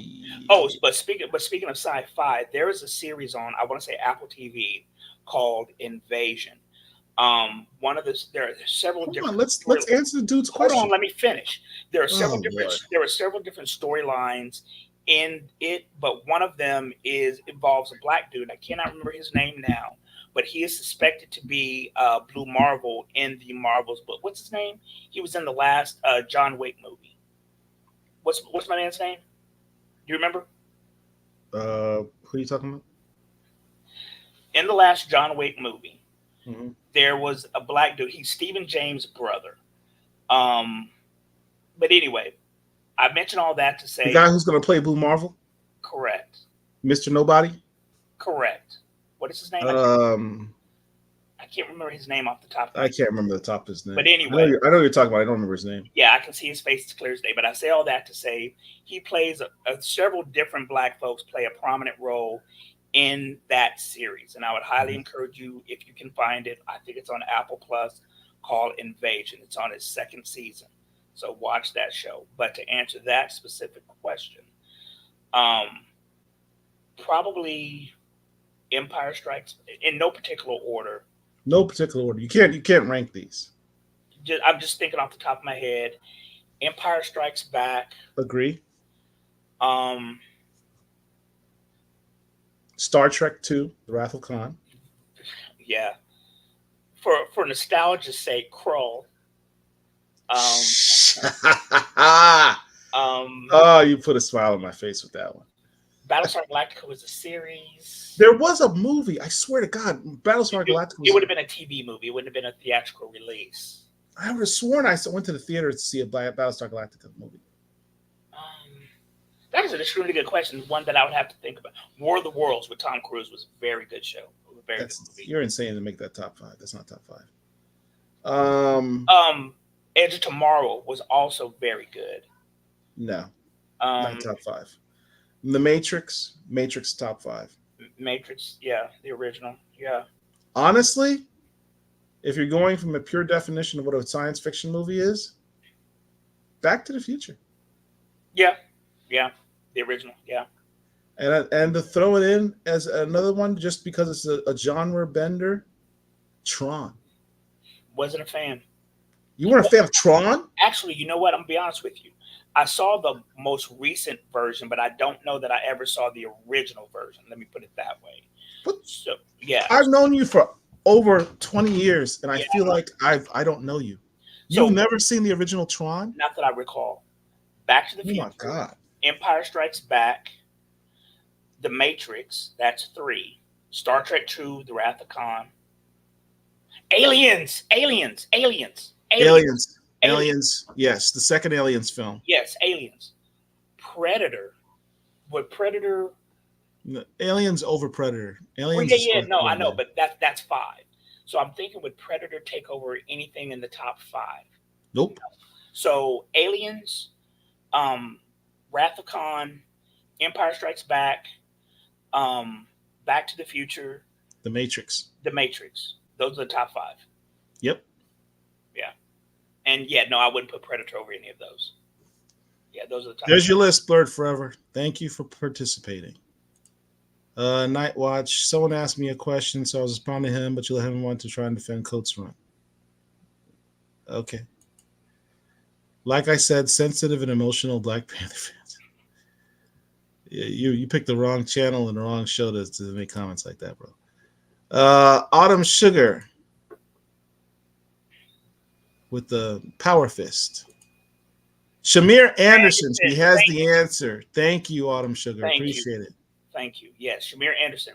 And what a Blurred lot of people Forever don't also know, said it. Thank you, Blurred. What a lot of people don't know is that Shamir Anderson is the brother for Stephen James. Stephen James was one of my fan casts to be. Ah, damn it. Gordon messed up the whole list now. Blade Runner. Damn it.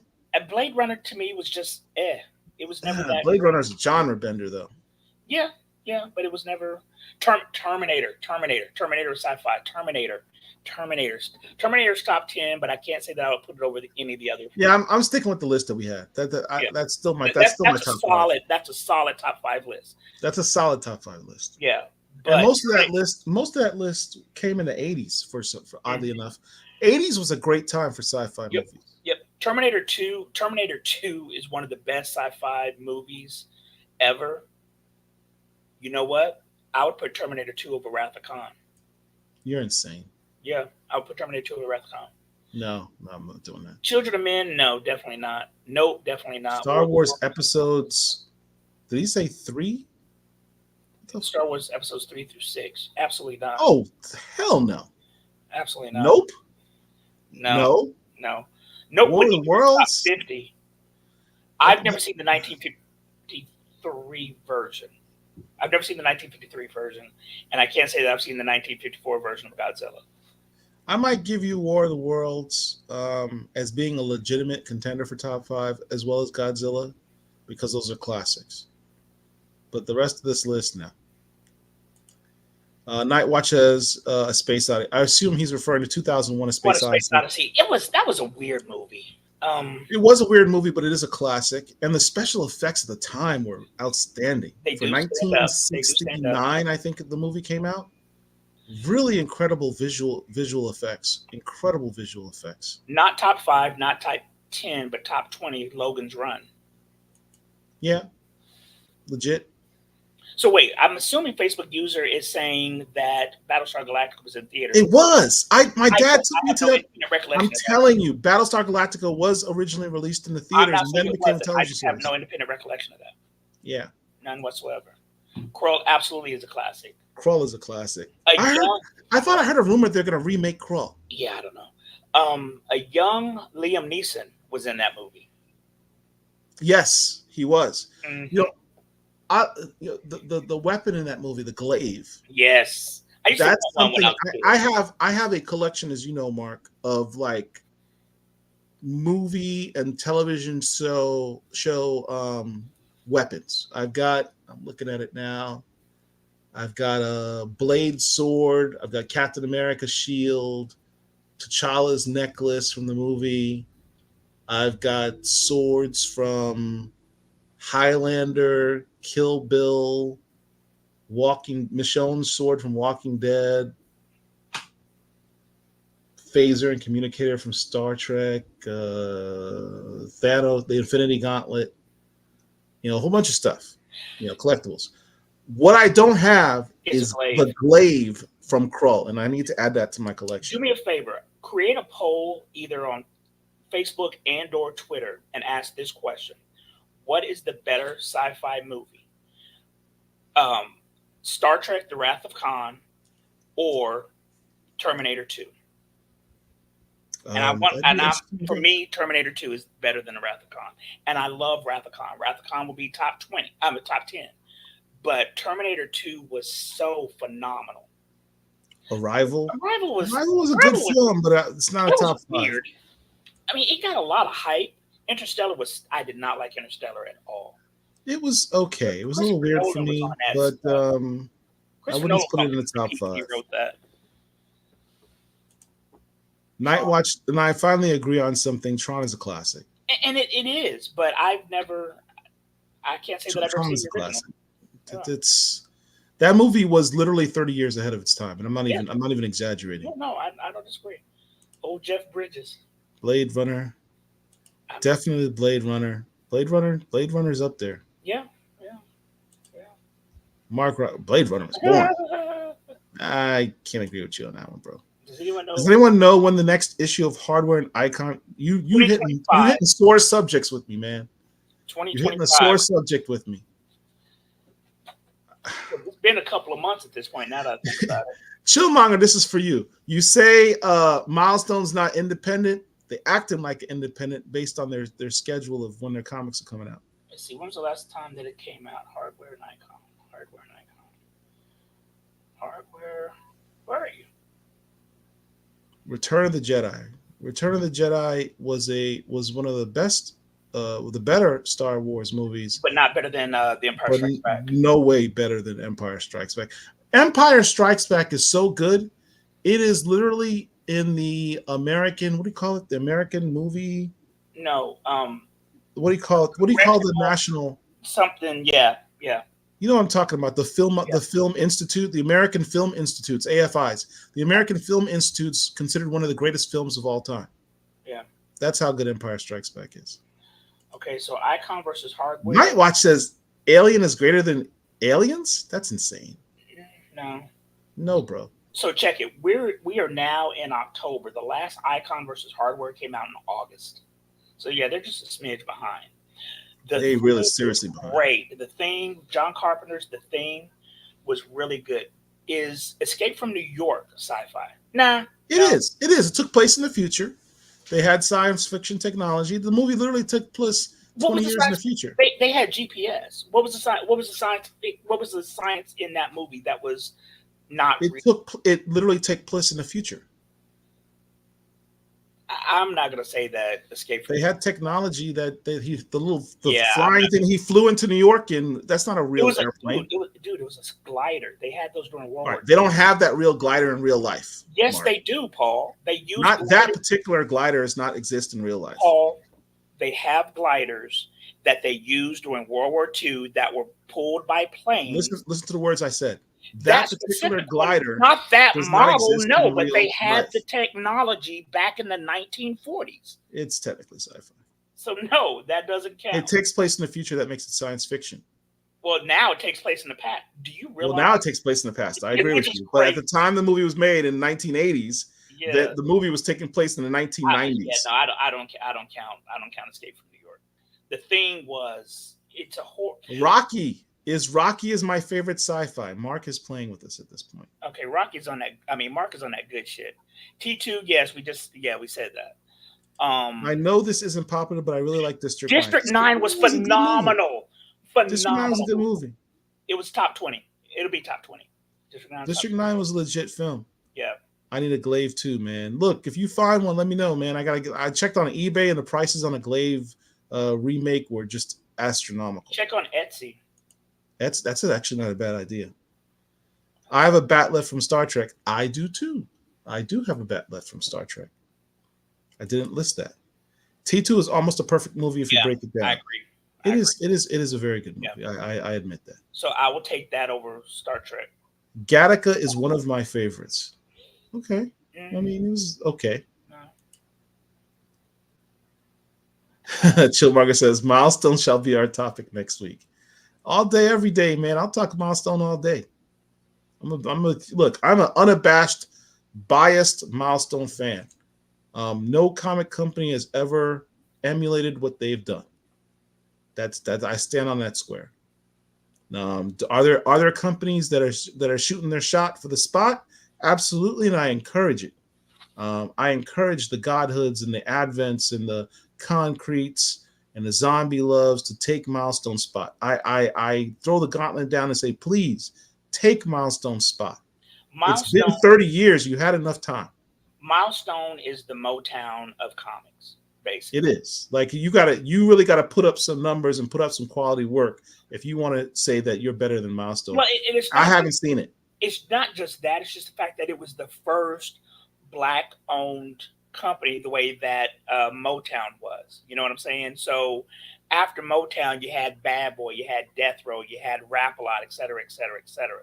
And so that's where I would say the Concretes and the Advents and all those other companies are now. They're trying to catch up to Motown or Milestone at this point, but they're not there. Blood Forever says, prefer Star Trek 6 Undiscovered Country over Wrath of Khan. No. I mean, it was good. Yeah. And I will recognize the fact that Nick Meyer, that was the director of both Wrath of Khan and Undiscovered Country, but no, Undiscovered Country is not as good as Wrath of Khan. Mm-hmm. There was pure drama. I got two words for you: Ricardo Montalban. That's all I got to say. And that dude, that was him. Like, he was in his 50s. He was jacked. That was him. Yeah, Ricardo Montalban. I need to say I say less after that because the dude's performance was outstanding. It was. It was one of the greatest villains ever filmed. Period. Top 50. Star Trek: Wrath of Khan. Yep. Aliens for the win. I agree. I can't put Alien over Aliens, man. Yes. I cannot put Alien 1 over Aliens 2. That's just not happening.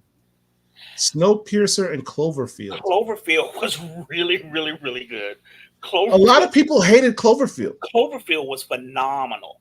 What made Cloverfield interesting is that you didn't really see Until the the end. aliens attacking until the very end. Right. And that sort of increased the fear factor. Is Push and Jumper, are those sci-fi or? I don't remember Push, but Jumper would technically, because they jumped, they had the But teleportation. that's like superheroes type stuff. That's not necessarily sci-fi. There's no apparatus. Look, let me tell you something. If you go on your Disney Plus account and you pull Ouch. up your superhero movies, it says genre sci-fi. You know, an underrated movie that I've probably mentioned before. What's my man's name? John Carter was actually a really good movie. That was actually a better movie than people don't recognize. Yes. Battleship was a very good movie. Battleship is another movie that was And actually that's sci-fi. Not top 10, not top 20, but those were good movies. Here's a question for you. Is Mad Max considered? I wouldn't say the first one. You know what? Now that I think about it, no, none of them are. Because none of them, even the remake, have any sci-fi elements to it. When you think about it, you know, they're just using regular cars. So no, I wouldn't consider it sci-fi. It's dystopian, but not sci-fi in the way I would define science fiction. Yeah, Zora says it was dystopian future, so sci-fi. I disagree with that. I actually agree with that. Autumn Sugar is laughing at us. Pericles, Dragon Balls, RoboCop. Yes, RoboCop, the first RoboCop. Top 50. That was a legit film. Top that was 50. a legit film. I'd definitely buy that for $1. And to think, that's freaking Red Foreman. Red Foreman was in that. Played one of the best villains ever. Yes. Speaking of that, Pitch Black. Pitch Black was a legit film. Pitch Black was phenomenal. Pitch Black was a legit film. Not top 10, not top 20, not top 50. But definitely worth recognition for being a legit sci-fi very, film. very good movie. Wait. You remember Brother from Another Planet? Not really, no. I mean, I know it exists. It starred what's the name of the brother who was in Terminator 2? Curtis Hall? Huh? Was it Bondi Curtis Hall? No. It was the brother from you mentioned Terminator 2, right? Remember the black scientist who created Skynet? Yeah. I know what you're talking about. From Scandal. You are a boy. Yes. God, what is his name? Played old girl's father. Yes. I can't remember his name. He's a phenomenal. I almost say Garrett Morris. That's not it. It's something with an M. Yeah. What is his name? Hold on. I'll tell you in a minute. Brother from another. What other movies? He was in Terminator 2. Yeah. No. Brother. He was also in the television show The Sci-Fi. Joe Morrison. Joe Morrison. Yeah. He's an alien. Alien comes to Earth, kind of like Icon, honestly. Mm-hmm. Comes to Earth and he's a black man and he's like trying to act black. Wasn't Chiwetel Ejiofor in a series that was kind of like that? Who? Yeah.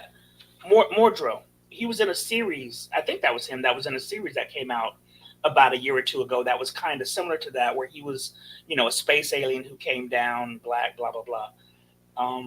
Yeah. Stalker was good. I don't know what Stalker. The only Stalker I know is the one from G.I. Joe. Let's see. Endgame. I assume they're referring to Avengers Endgame. Yeah, superhero. Well, yes, that would be a sci-fi film. Okay, so hold on a second. The Brother from Another Planet, the series, there's a series called The Man Who Fell to Earth, has a premise similar to Right. Brother from Another Planet. Right. Also a premise from Starman with Jeff Bridges. Right. I don't know if that's true, Robert. No, that was 100% him. There's been lots of articles written about that. It was 100% Montefiore. I don't know how old you are, Robert. We were around at that time, and something in my mind is telling me that there was comments about that and about how in shape he was. Don't believe that was a suit. Joe Morton, yes. Everyone told us Joe Morton. Yep. Okay, we got it. Damn, Joe Morton. Shit. We're the only people that could remember the brother's name. Critters. Shout out to Joe Morton. Sorry we couldn't remember your name, bro. Critters. Absolutely. Hell not. Absolutely. Still telling us about Joe Morton. So was it Joe Morton? Who was it? It was Joe. John, John Carter is underrated. Yes, sir. see, those two movies helped kind of sink that brother's career because they put a lot of money into John Carter. They put a lot of money into Battleship, and I don't know that they got their return at the box office. But those were two solid, fun movies. Very, very good movies. Yeah, that's it. Yeah, I'm I'm not. I looking can't say that I've seen Man for. on Earth, and I can't say that I've seen. Well, no, I haven't seen Tron. Switching gears real quick, I have a recommendation for you guys, especially those of you with young children. If you have access to Amazon Prime, I'm going to suggest the series. It's a 12-issue animated series called Young Love. It's about a family of, I don't even think they're married, but it's a man and a woman who have a young daughter and the things that they go through as a family. It's a comedy. Issa Rae is the voice of the mom. Kid Cudi is the voice of the dad. Um, Loretta Devine is the voice of the grandmother, and Harry Lennox, who you may know from the Blacklist, is the grandfather. It's a fun movie. I've recommended before. My Dad, the Bounty Hunter on Netflix. I'm recommending Young Love on Amazon Prime if you have it, especially if you have young kids, specifically daughters. We have to support Black shows because if we don't, who will? I watched the first episode. It wasn't bad. It's cute. It's cutesy. It's cutesy. A lot of it kind of remind me of Moon Girl and Devil Dinosaur. If you like the Moon Girl and Devil Dinosaur aesthetic and the dynamic of her family, this family in this cartoon reminds me of that. The animation I don't think is as good as it's a different style. I can't say it's as I good. like this animation. Yeah, I can't say that. It's a different style of animation than Moon Girl Devil Dinosaur, which is a bit more artistic and avant-garde. But yeah, it's a decent show. I haven't the ultimate arbiter for this for me would be having my daughter watch it. I watched it by myself. I didn't watch it with her. I'd be curious to see what she thought of it. The young lady who voices the daughter, she is so expressive. She is a great voice actress, especially to be so young. Yeah. I recommend this series. And if you still haven't seen My Dad, the Bounty Hunter, specifically season 2, that's Black Panther. That's how Black Panther should be, especially the later episodes. Wakanda specifically. Yes. Yes. Wakanda is literally in that second without season. giving any spoilers, that second part of second season is basically Wakanda. It's the intergalactic empire of Wakanda. It is. It truly is the intergalactic empire of Wakanda. It was Afrofuturism. Yes. My Dad, the Bounty Hunter on Netflix. Young Love on Amazon Prime. Highly recommend those two. Yep. Philonia says, I started watching that show and I've been telling everyone I know to try it out. Yeah, it's cute. I mean, there's no action. There's not going to be any explosions. It's based on a family dynamic, and just go into it with that. So with that in mind. So yeah. Wow, didn't know this. It's the 50th anniversary of Scream Blackula Scream from 1973. The original Blackula is on Amazon Prime, and I know that I've seen one of those at the time that it came out in the drive-in theater with my mom. And if you don't have it on Amazon Prime, it's literally on YouTube for free. Louisiana Kid says, man, those 50s and 60s sci-fi movies were cheesy, but some of them are really good. Yeah. Certainly the man, what do you call it? The man who fell to Earth. The Man Who Fell for Earth. Thank you. And War of the Worlds. See, I don't know that I've seen the original War of the Worlds. There was one original War of the Worlds is really good. There was one with Leslie Nielsen, and the original. Oh yes, Forbidden Planet. What was it called? Forbidden Planet. Yep, that one was really good. Forbidden Planet was pretty much a Star Wars precursor. I said Star Wars. I meant Star Trek. Mm-hmm. It was a Star Trek precursor. I almost want to say, and don't hold me to this, but I almost want to say Gene Roddenberry admitted that he was influenced by Forbidden Planet. Hmm. But if you watch Forbidden Planet, the film, you clearly see the analogies with what happened with Star Trek, which happened, I think, a decade later. You know what wasn't a bad movie with Matt LeBlanc and William Hurt was Lost in Space. I didn't think it was horrible. I thought No, it was a good film. had it done What I didn't like was the end. right, but they were setting it up to have sequels, which never Yeah, came. But the series on Netflix is very good. So if you've not seen the Lost in Space yeah, series on series is dope. Netflix, highly recommend that. Highly recommend. Girl's so cute. Moon Girl. Let me tell you something. My daughter loves Moon Girl and Devil Dinosaur. I I gotta love that girl. She'd be like, Daddy, you know what day it is? Wednesday? No. Yeah, I'm pretty sure it's Wednesday. No, Daddy, it's Wednesday, so it's Moon Girl and Devil Dinosaur Day. It's a new episode. Can we watch it? It's like, yeah, of course. So they dropped them week by week. They didn't do. Yeah, they did them by week, and I think it was Wednesdays when they came out. And she was so disappointed when the final episode aired. She's like, "There's no more episodes. I need more episodes. When's the next season?" I was like, "I don't know. I don't even know if there's going to be another season." But that's a fantastic show. Fantastic show. I love Moon Girl and Devil Dinosaur, and I love watching it with my daughter. It's a spinoff of Hair Love. Yeah. Hair Love was a short. Yes, it was an Which- Oscar-winning. Which got did it get an Oscar? Or was Oscar nominated? It It won an actually Oscar. got an Oscar. From Mark. Was it Mark Cherry? Yeah, Mark Cherry? Yeah. yeah. The short was excellent. It deserved it. I didn't see the short. We didn't support the Wonder Years, and it got canceled. Yeah, I didn't watch that. It was on ABC. Moon Girl is wonderful. I need to check out Young Love. Hair Love. Young Love is a cute series, and the little girl makes it. She's the star of the show without question. Autumn Sugar saw Bounty Hunter. Yes, My Dad the Bounty Hunter is a phenomenal series. Shout out to Laz Alonso. A lot of And the animation was really good too. Yeah, not a lot of times, but there are times when actors don't necessarily make the best voice actors. I was surprised at how good Laz Alonso was as a voice actor. He plays Mother's Milk in The Boys. Gen V. Have you been watching Gen V? Gen V was dope. Gen V is really good. I switched gears. Gen V was dope.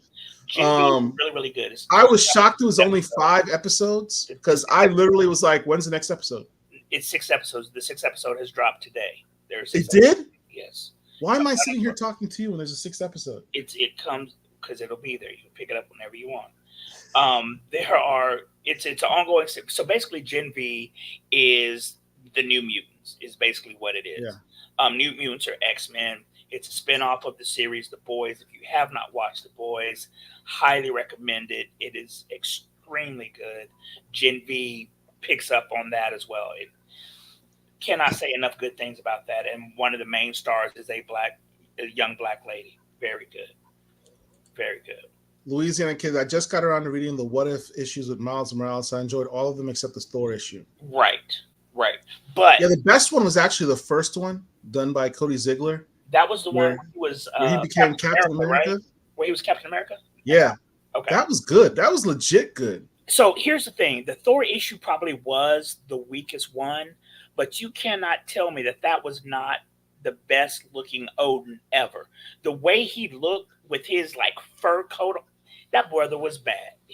That was a bad episode. Love that issue for that reason alone.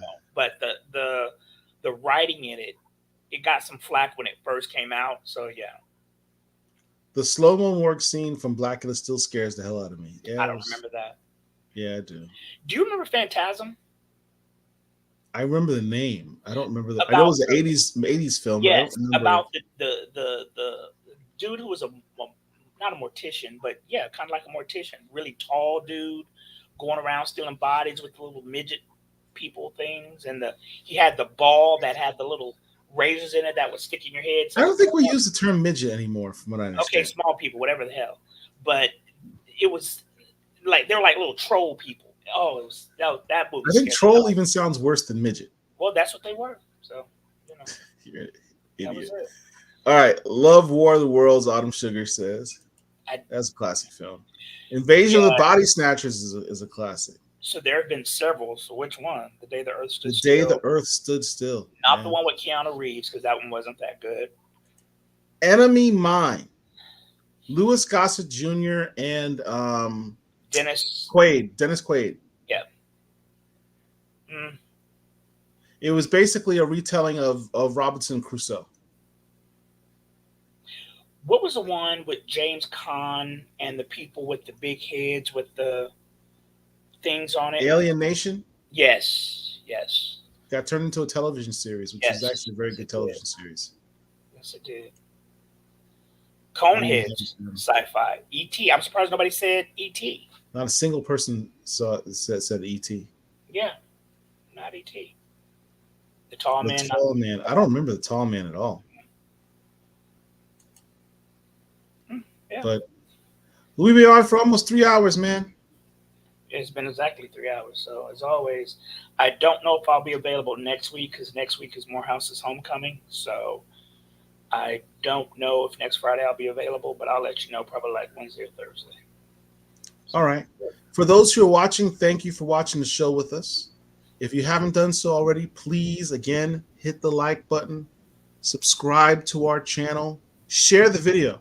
If you got Facebook, Twitter, Instagram, whatever, share this video. Let other people find out about it so we can keep it going. Thank you to everyone who gave the super chats. That'll help go directly to funding us to keep doing what we're doing. We don't pocket the money. It funds our website, funds all the stuff that we do. We appreciate each and every one of you. Thank you very much. Thanks for joining Do you us. have anything else you want to say? No, just thanks for spending your Friday nights with us. Y'all could literally be doing anything else, but on a Friday night, you're sitting at home watching two old dudes talk comic books. So, yeah. Yeah. We'd be doing this even if you guys weren't here. I mean, we'd just be on the phone just doing the same thing. Yep. Basically. All right. Till next time, everyone. Peace.